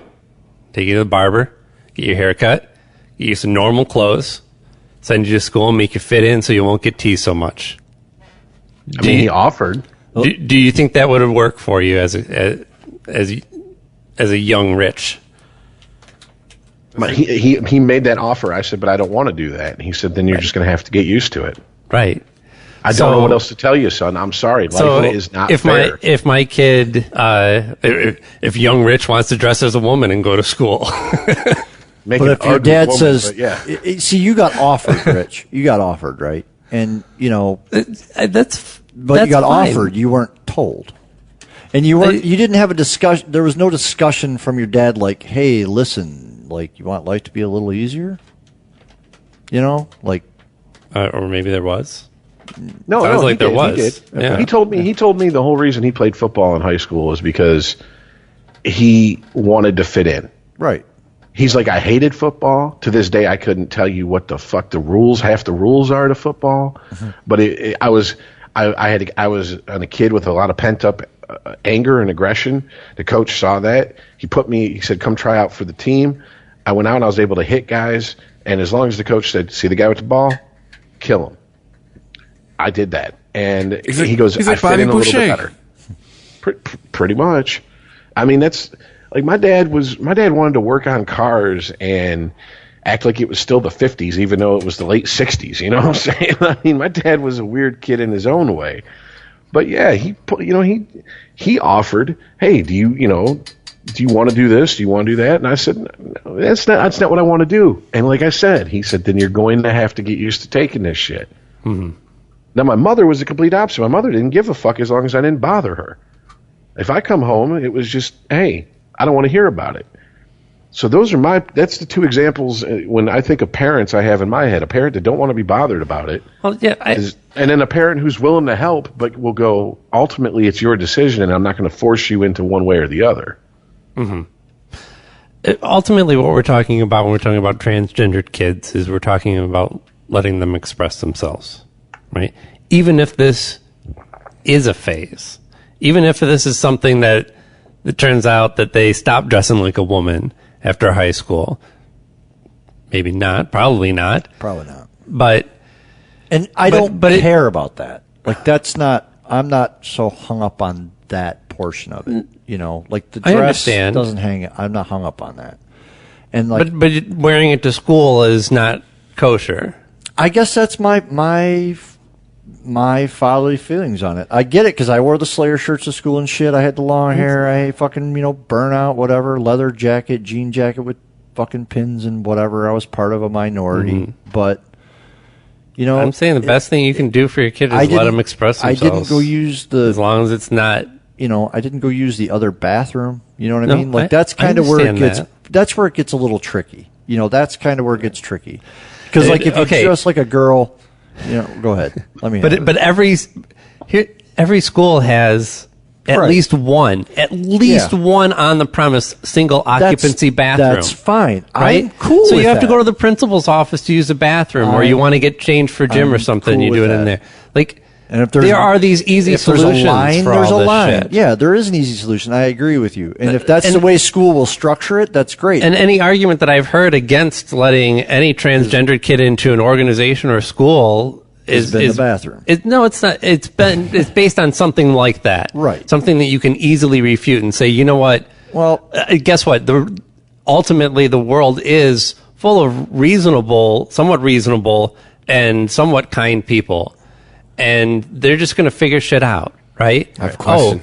We have a kid who has a special need. Not to say that transgender is a special needs, like they're handicapped. No. But I mean, my kid, I had to meet with my principal because of my kid's attitude in school and the conflicts that he's having with one of his teachers.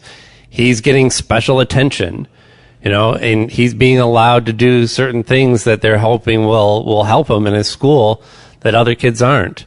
He's being singled out a little bit. Well, there's also another thing that I don't think any of us has thrown out there that I used to see all the time in middle school and high school after gym class or after sports. There was kids who they did had nothing to do with gender. They just weren't comfortable changing in the locker room. So guess what they did? They went in. They changed out of their gym clothes. They put their street clothes on, and they fucking went about the rest of their fucking day. Right. Yeah, gym coach would be like, "Oh no, you guys make sure you hit the shower," and then they'd go in with their Y front still on. Yeah, I'll give it. Yeah, I mean, there was never any gym teacher or coach I ever had that was like standing there in the locker room making sure they took a shower. Yeah, they would make sure. Oh, we had one. Yep. You had one? Oh, yeah. The coach would, because there would be kids that would try and skip out, and he'd be like, nope, And then, you stink. Go hit the showers. Our At the Catholic all boys high school. Make your own assumptions, gentlemen. Take that towel off so your nuts don't stink. That. His name was Mr. Parent. Yeah. Well, I mean, I went to Chris's coach would say, I must be a shepherd because you guys smell like a herd of goats. Hey, I got a question for the parents in the room. Till 18, child safety, part of your general responsibilities, correct? Yes. Primary objective, probably, you could argue. Yeah. What do you do if maybe letting your child be themselves puts them in a dangerous situation? Let's say you live in a less than progressive area, and then perhaps being themselves at school would lead to them getting their ass like hate crimed. I ain't talking about shoved in a locker. I agree with you. Yeah. You move. Yeah, you move. Yep. I don't care. That's your responsibility as a parent. What if you can't? Look, what if you can't? What if you I don't can't? know. Especially, I guess, kind of community I'm talking about is where it's. I hear you. There's generally not a lot of money floating around. I don't. You get a fucking another address from a relative, dude, and you do the pain in the ass thing and you get your kid to that other school. You're talking about people like inner city, like in Detroit. They can't just go, well, I guess this is it. I'm going to the suburbs now, so my kid doesn't get beat up. I understand I understand that it's not that simple. Or the rural communities. Oh, hold. Yeah, think about like I just karate chopped the mouse. I got to make sure that I'm still recording. Right, Okay, there we go. Yeah. Or the rural communities. Same amount of no income. Same amount of less options. Well, my buddy Corey, he knew from a young age he was gay. He never his father was never in his life. His mother never told him to hide it from anybody. I don't even think he really came out. But he just was, and he took shit for it, and he went to school in Romeo, and he stood out like a sore thumb, I guess, because I've never lived in Romeo, but apparently Romeo's kind of Michigan redneck. It's kind of bitter. You're starting to get there, yeah. But you can't. But you're equating the transgender side of this to the bullying, and it's not all hand in hand. This bullying situation is something that all parents, not all parents, I imagine most though, at some point in their child's lives have to deal with, regardless of of anything No, about but their I'm just kids. saying in this situation, you're dealing with more than getting shoved in a locker in some communities. I'm talking like actual hate crimes, that kind of You're shit. talking like the Brandon Tina type shit. Boys Yeah, don't cry. like, I'm not talking about, getting fag spray painted on your garage. I'm talking about, like... They're going to fuck this kid up. Yeah. And parents will find a way, all right? If it really came down to that, and it was either I let my kid express themselves here and they get killed, or I tell them to try and dress like a normal, and I have a depressed kid who ends up slitting their throats and slitting their wrists in the bathtub. So it's like better by someone else's hand than their own hand? They find a way. You'll find a way. It's not impossible. I understand where you're coming from, but no, I wouldn't accept that as a reasonable solution. There's other places where you can live and your child can have a happy life.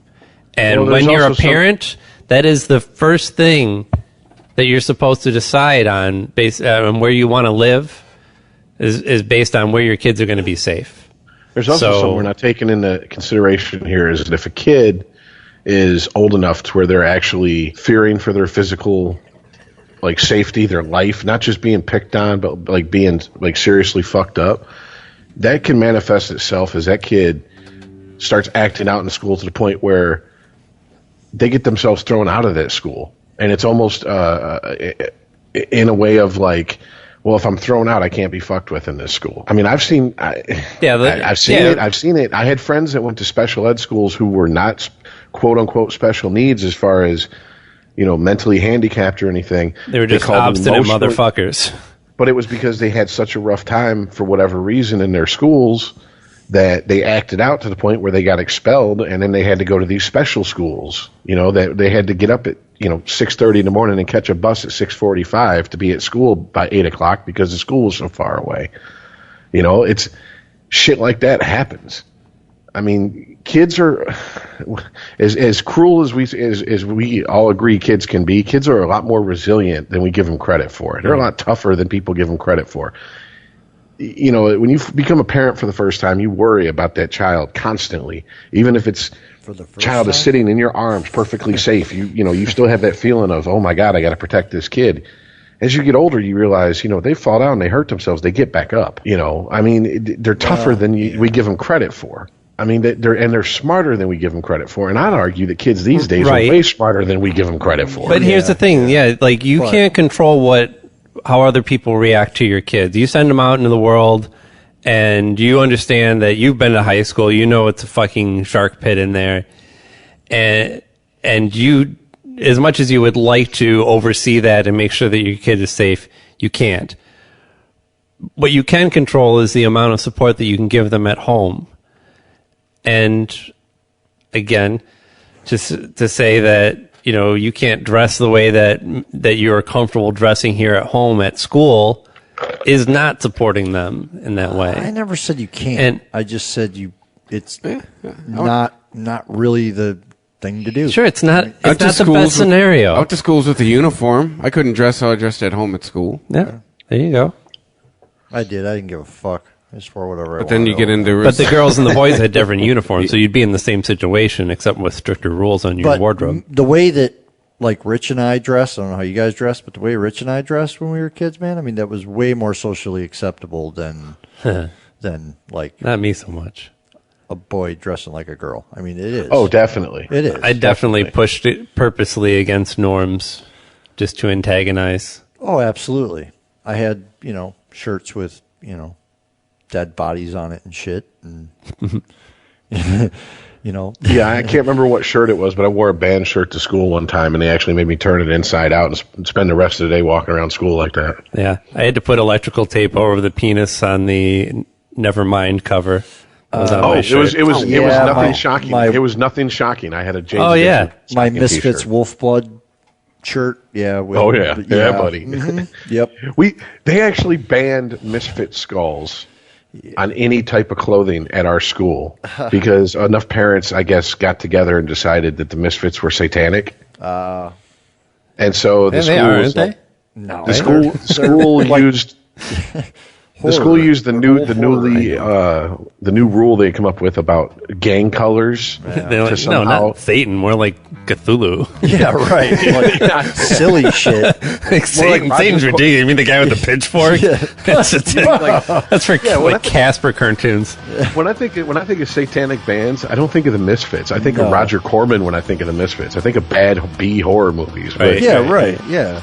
But I mean, they use the whole you can't wear quote unquote gang colors, and they use that as the excuse to say, well, you can't wear this because I think they tried to rationalize it by saying if it was gang 5-6 kids are hanging out with a Misfit skull, that's a gang sign, right? It's a gang insignia, and I'm like, really? Because in high school, half the stoners are wearing Metallica T-shirts.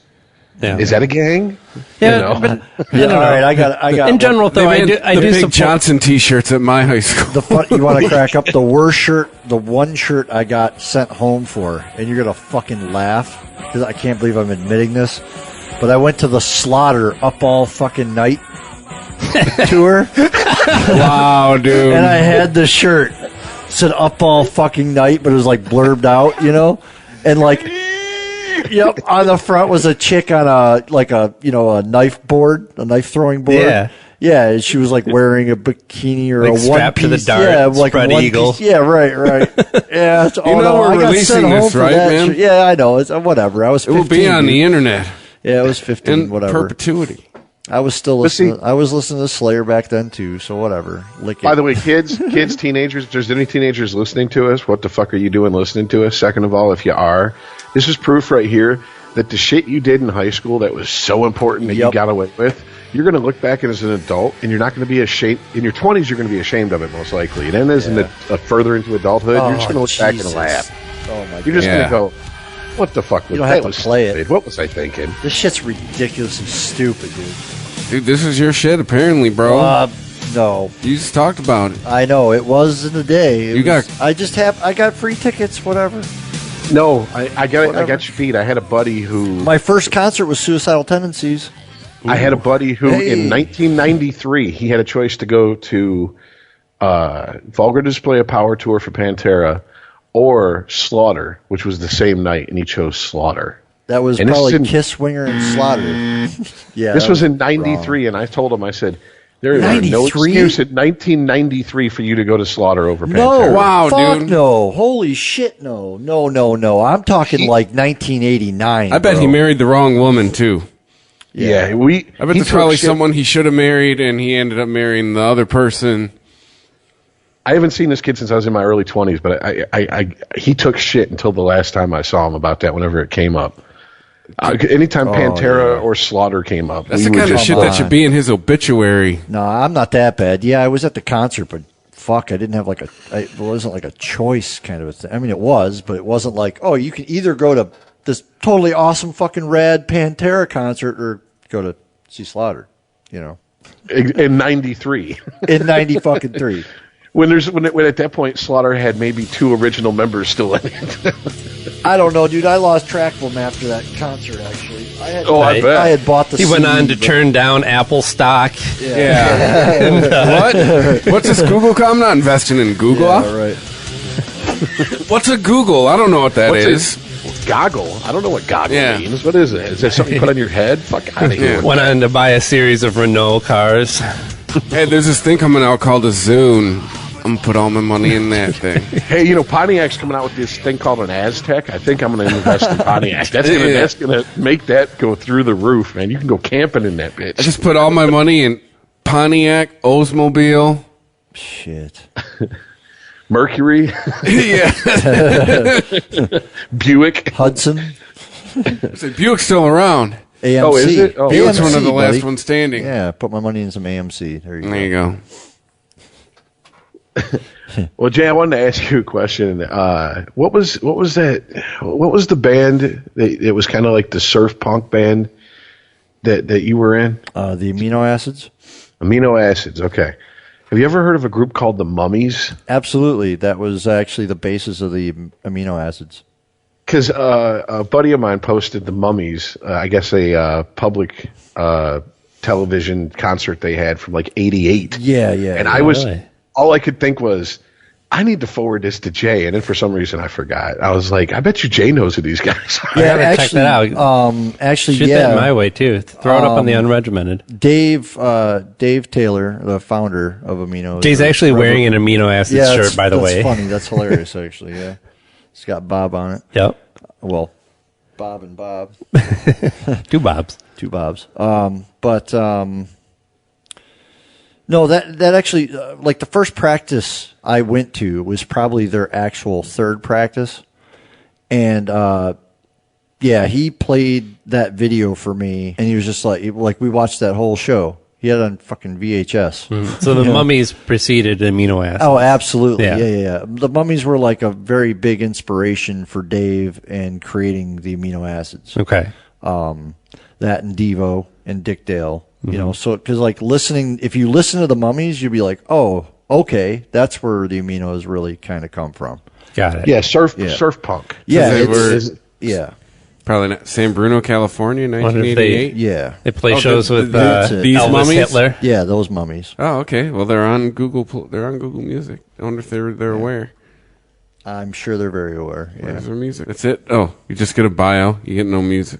Oh, you got to probably look it up on YouTube. It's probably floating on there. Oh, Rich, I you just said you I had just it. sent You it to you guys. Okay, there Where's you the play go. button? There you go. Whatever. It just took me a second to look it up. Yeah. But no, I mean, no, that's it's funny you mentioned that. That's awesome. Hey, Because do you guys know Majesty Crush? We went over this on the Weedsman. I know. I'm asking these I two. know the name. Okay. I know Majesty. I don't know Majesty Crush. All right.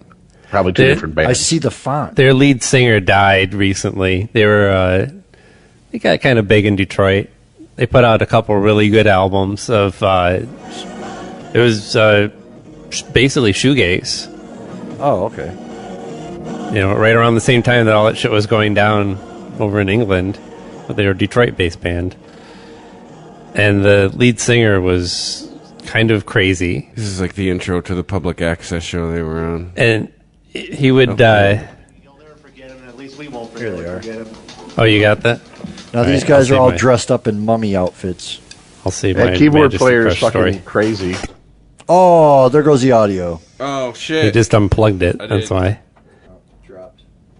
I feel like Count Scary should be introducing these guys. Hell yeah, I know.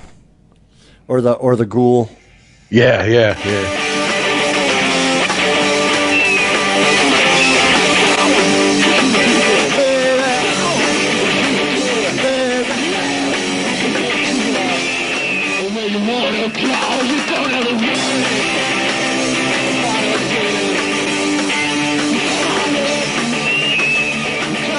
Rich, you've never seen and me they're play, dressed up have like you? mummies. Yeah. You've never, no, dude. Yeah, you see that keyboard player? Yeah. That's me, bro. I'm serious. That's what I said. Then man. you're The playing keyboard keyboards in this player's video? No. What I'm saying is like that's where like my Oh, okay. my antics Sorry. came from. If you watch me play live, you'll see a lot of these antics. Or even if you watch any of the Minos live now, you'll see it. This is from September 8th, 1991.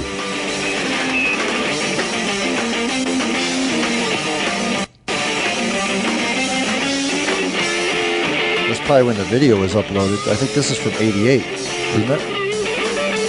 San Francisco, California. It says 91.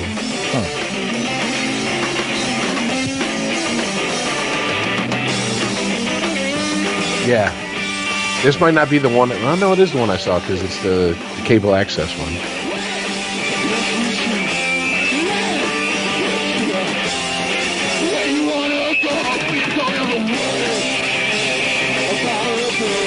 He could be saying nonsense. Nobody could know.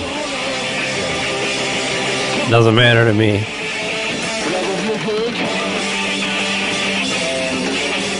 Well, I watched a YouTube documentary about the Misfits, the Danzig years. Yeah. And all I got to say is a lot of those shows. It wasn't about the lyrical content. Let's put it that way. No. It was about the energy in the stage show because they didn't even have, they had video that was so old. Probably some of it was film actually, they didn't even have their look together yet. So it was like one guy had, like a Jerry Only had the deadlock, but then Danzig was wearing a flannel, and the drummer was wearing glam shit, and the guy's in an Izod shirt, khakis. Yeah, it was really strange, and it was like it kind of showed them, how they finally got their look together and everything, and their image, and it was just interesting because I like the Misfits, so. Oh hell yeah, dude! The guy's in overalls and a beanie. But yeah, because I never knew that was before MTV even when they first started in Jersey. It's not like there was a ton of video out of it, so it was going to Rock of Ages and getting 10th generation bootlegs on VHS, and you're like, I think I can hear what song they're playing. Is that 138 or London Dungeon? Wait a minute, I didn't hear the intro. It's like, so it was cool to see all the the old footage and stuff. But yeah, that's cool. That's cool that you know who they are. Because the minute I saw them, I'm like, God, I wish I could remember off the top of my head the name of that band. Yeah, nice catch. Yeah. Mummies are badass, dude. They're fun to watch. They're fucking just energy. Yeah, I do miss those days of going to shows when I was like in my teenage years, and it was just, you knew that you weren't going to get King Crimson on stage, but you were going to get a fucking show. Yeah, buddy. Yeah, buddy. No, I'm sorry, Aaron. What were you brought up? Majesty. What was it? Oh, Majesty Crush. I don't know. You guys aren't really familiar with them anyway. And I tried to find the details in the story of the singer's death and couldn't. And I was told from a person who knows a person the story, and I don't think it's really out there. So I don't know. It doesn't really matter, and I don't want to just spread rumors for no reason if it's not even going to entertain. What really bums me out, though, but there were is crazy circumstances. The lead singer of Grayling passing away. Yeah, this is them. I don't know if you know Grayling. You ever heard of Grayling? No. I don't know what Grayling, Michigan is. Yeah. No, yeah. Are they based in Grayling? You ever hear a band called Daddy Stitch? Yeah. Okay, so Grayling was like basically all the same members of Daddy Stitch except for the singer. So, all right. Yeah, but the lead singer of Grayling, amazing songwriter, man. Amazing, yeah. Just brilliant. And yeah, he passed away, man. Left 2 kids behind and shit. Really sucks, yeah. Yeah, Majesty Crush. This was off of. Well, this version was off of the eventual album that came out. Love 15, I think. There's an EP. Did your band play with these guys? That was it. No, this was before my time when I went to see them. They broke up in 95. So. I went to see them a lot, in 95. So I probably saw one of the last times they played St. Andrews. I was in the metal scene then. And let's see, I play guitar, but at the time I was listening to shoegaze and shit like that, and I would go to concerts, but I was more interested in DJing. I had sold my drums for turntables. 2 turntables and a microphone. Yeah, back when you actually had to lug around milk crates full of fucking records instead of a little CD scratcher or whatever the fuck it is that I see, and I'm like, okay. Well, there's still some guys who haul around some equipment now because they have their own preference and they bring their own tables and that shit. But definitely. But yeah, what's interesting about DJing in the digital culture is it's really about limitations, right? And all art has to work within certain limitations, and a lot of times it's the limitations that make it great. It was the weird limitations of early synthesizers that gave us techno in the first place. The guy said, okay, well, this is all I can do with it. It's never going to sound like a real bass, but it makes this crazy sound. Let's just exploit the fuck out of that and see what I can do with these 3 or 4 synthesizers that I saved up for.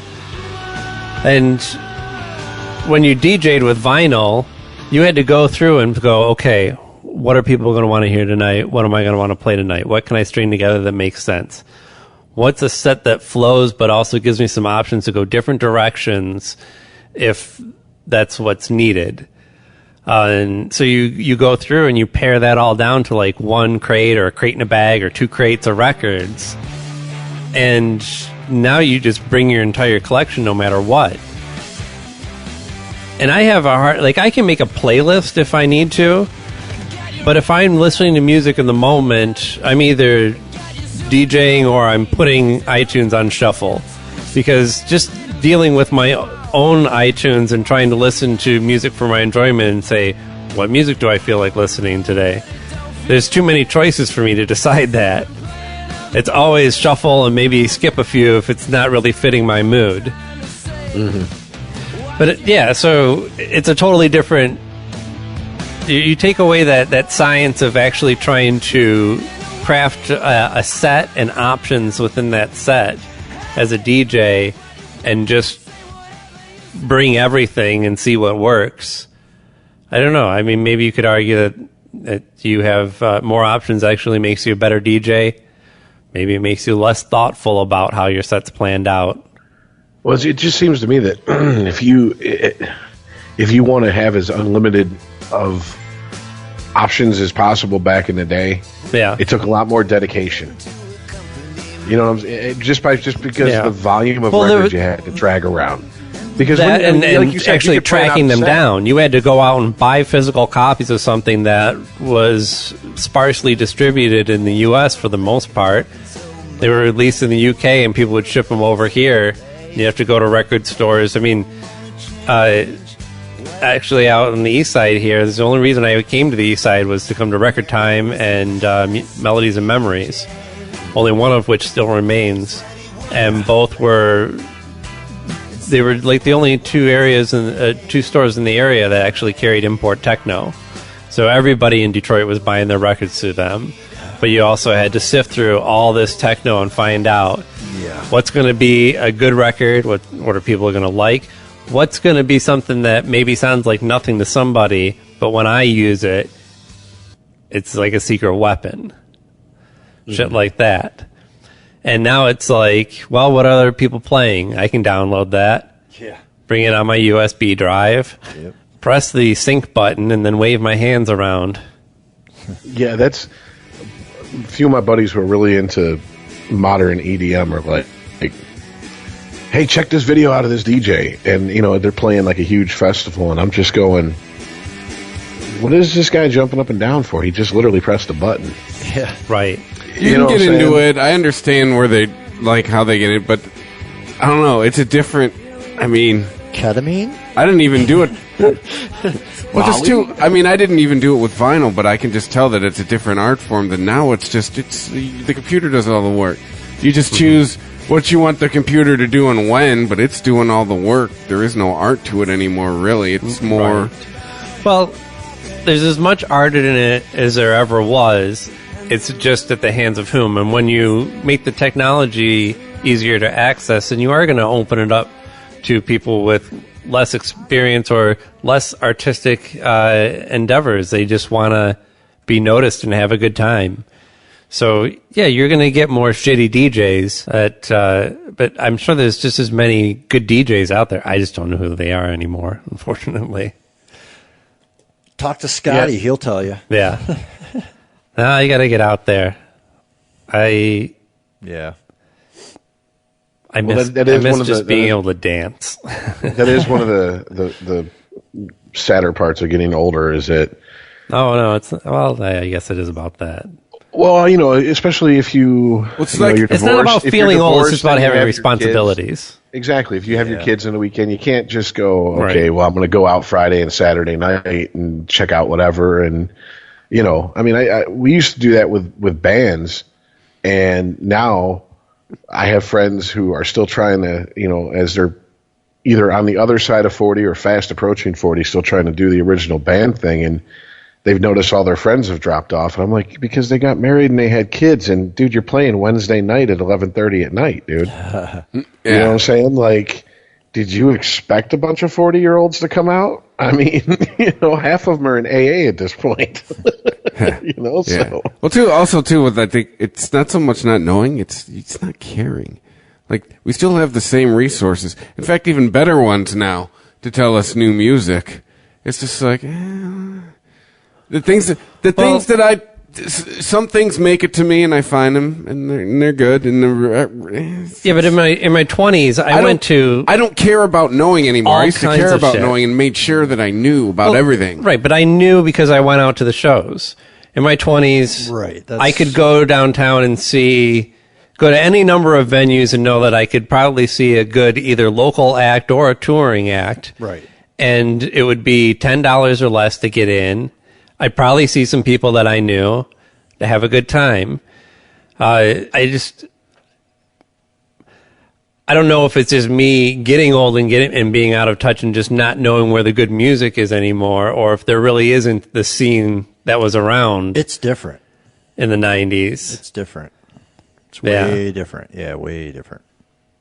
Well, I mean, it's different. It doesn't mean good or bad. I'm not saying it's good different. or bad. It's just different. I mean, it's right. But I guess it's just like I was saying earlier. So you have more choices, so you have to weed through it a little bit more. But I certainly don't have time for that, to go out and take chances and maybe see a shitty band and go, oh, this sucks. I'm going to go to another bar and pay another cover and see if this band is better. Yeah. No, because then I'm out $50. Yeah, ain't nobody got time for that. And yeah.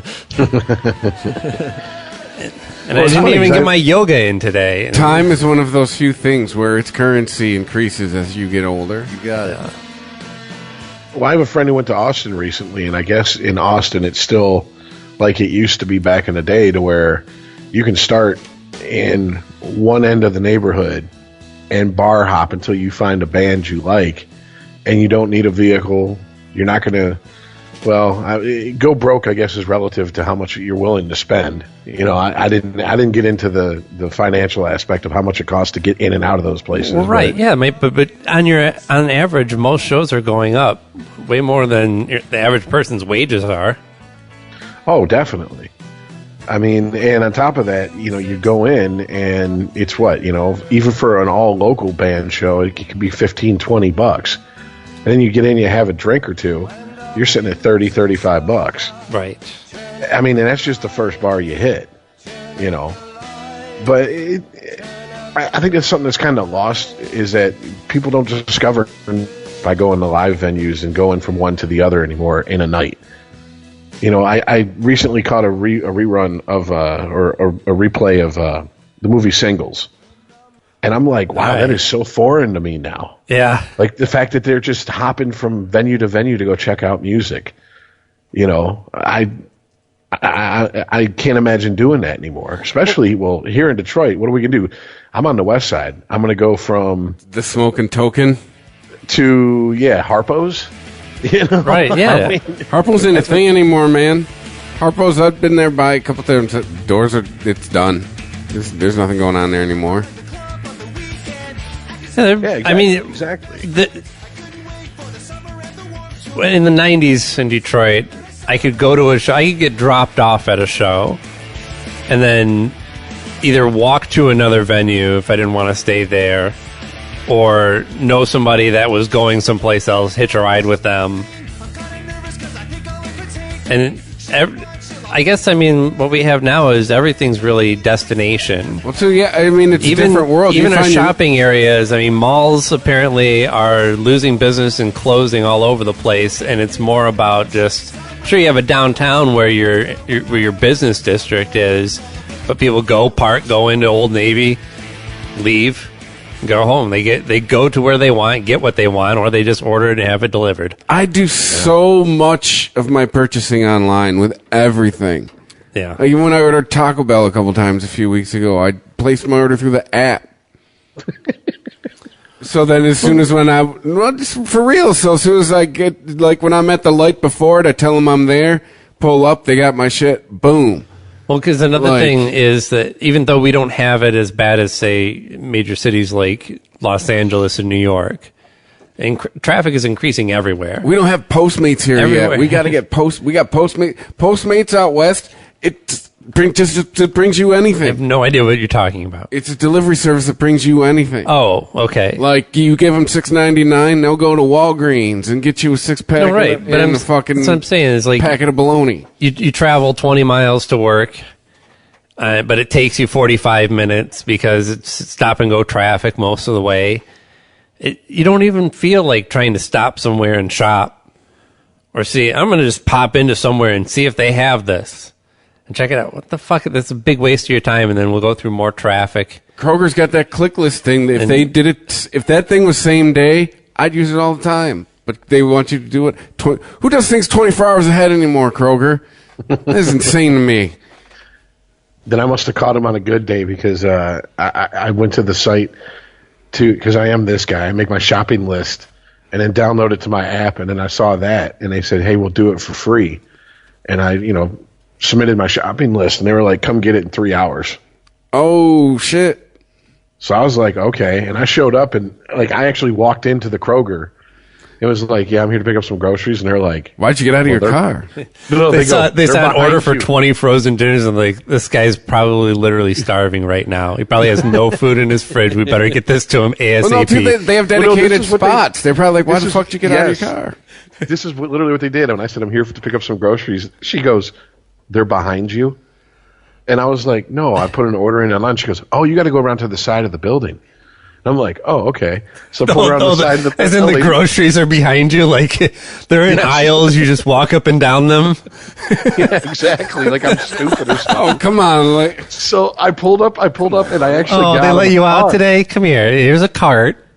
I actually got out of my car, and then I saw the sign that says pull up and then call, and I called, and, she goes, okay, we'll bring them out to you.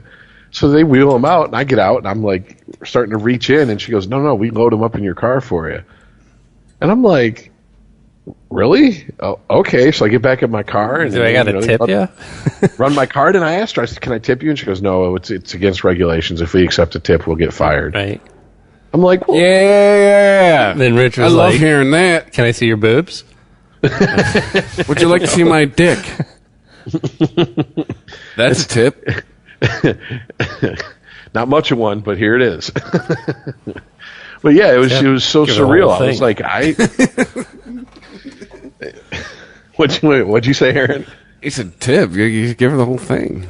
But yeah, it was so surreal, and I'm like, oh, okay, cool. And now I feel like a bigger, lazier piece of shit than I actually am. No, it is a great and wonderful world. If you are lazy and a stoner, it is a great time to be alive. I'm slowly trying to phase out people when I deal with things. I don't know if it's so much people, just variables. I'm trying to go for variables as much as possible. Complete autonomy. All right. As far as when it comes, not just as far as people when it comes to purchasing anything. Well, they're just complete autonomy. I try to do everything online. I have a hard enough time keeping to my own schedule that having other people fuck it up for me. They started delivering gas. That'd be the shit. Why don't you? I gotta come to my house and fill my tank. Plug your car in. Because I haven't heard him in a few minutes. Look over and see if Jay's asleep. No, he's standing. No, he's standing so he doesn't fall asleep. No, it's not okay. It's just when Jay gets this quiet, I wait to hear some snoring. It is getting late, though. I did deserve that. Oh, man. I got to go back and listen to that episode, actually. That has to be hilarious. Unless you it's pretty funny because Aaron and I are going at it hot and heavy, and all of a sudden I'm like, wait a minute, hold on a sec. And we just hear, and it just ended the debate. You know what I'm saying? It kind of put things into perspective. What do you do after that? Shit. So is that it? We're calling it a show? Yeah, I think so. Calling it 1, 2. Hey, this is 3. great. We didn't talk all about Trump. Oh, yeah. He who shall. There are other things going on. For now, just wait. That cocksucker gets enough free press as it is. He had a relatively quiet week compared to his first 2 weeks. I don't really want to talk about him, you know? Well, he's going to the Supreme Court, so that'll be fun. Yeah, we can talk about that next week. But this is the part where I thank everybody who has listened, who has downloaded. I see the numbers. They go up every month. It's not hyperbole. Every month is better than the last. So thank you to everybody. You can go to ChristopherMedia.net and you just find, you can click on Unregimented. Find the shows that way, or we're right there on the homepage. You can check out Unregimented, Weedsman, Beer Nuts, and you just click. There's a share button, and it brings up all your social networks, your Facebooks, your Twitters, your Google Pluses, your Pinterests, all that fun shit. Easy way to share it that way on social media, on Twitter @UnregimentedPod. Search for us on iTunes. Did you say that? Yeah. Where they can rate us. Rate us. There's a button that says please review. Or whatever you just click it. Podcast app you're using, actually. You can rate us in some fashion or share it. Yeah. That's the best way to help us out. Spread the word. Yeah, I mean, we say iTunes just because right now it's the Billboard, it's the Nielsen's, or what have you, of podcasts. But, yeah, wherever you listen to your podcast, just give us 5 stars. Tell them you like it.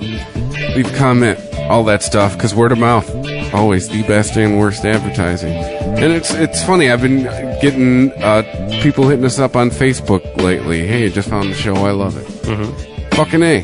Thank you. I'm surprised people don't challenge us more, I'm open to that. We say a lot of crazy shit sometimes. The only thing we've gotten challenged on was like a Rock and Roll Hall of Fame thing. I don't say challenge me on facts, that's not fair. That's the only But thing if you disagree with my opinion, it's the only thing we've really I want to hear from you. Called on the carpet on. Like, no, Black Sabbath has been in since 2006, man. Oh, all right. Okay. Never mind, we're not exactly, but thanks to everybody who's listened. Thank you again for the 9th time, because I'm high and running, I should say. And we'll just see you next week. Yeah, we'll be there. All right. Later, guys.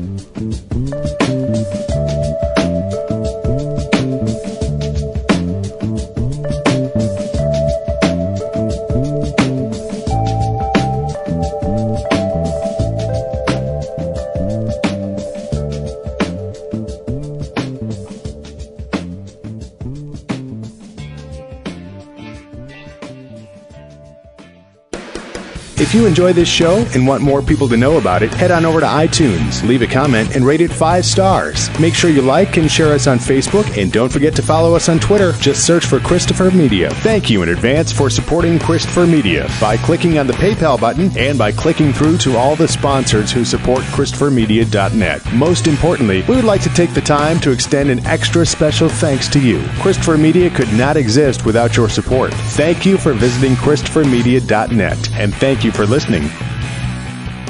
Christopher Media. Let's make some noise. Thank you for visiting ChristopherMedia.net.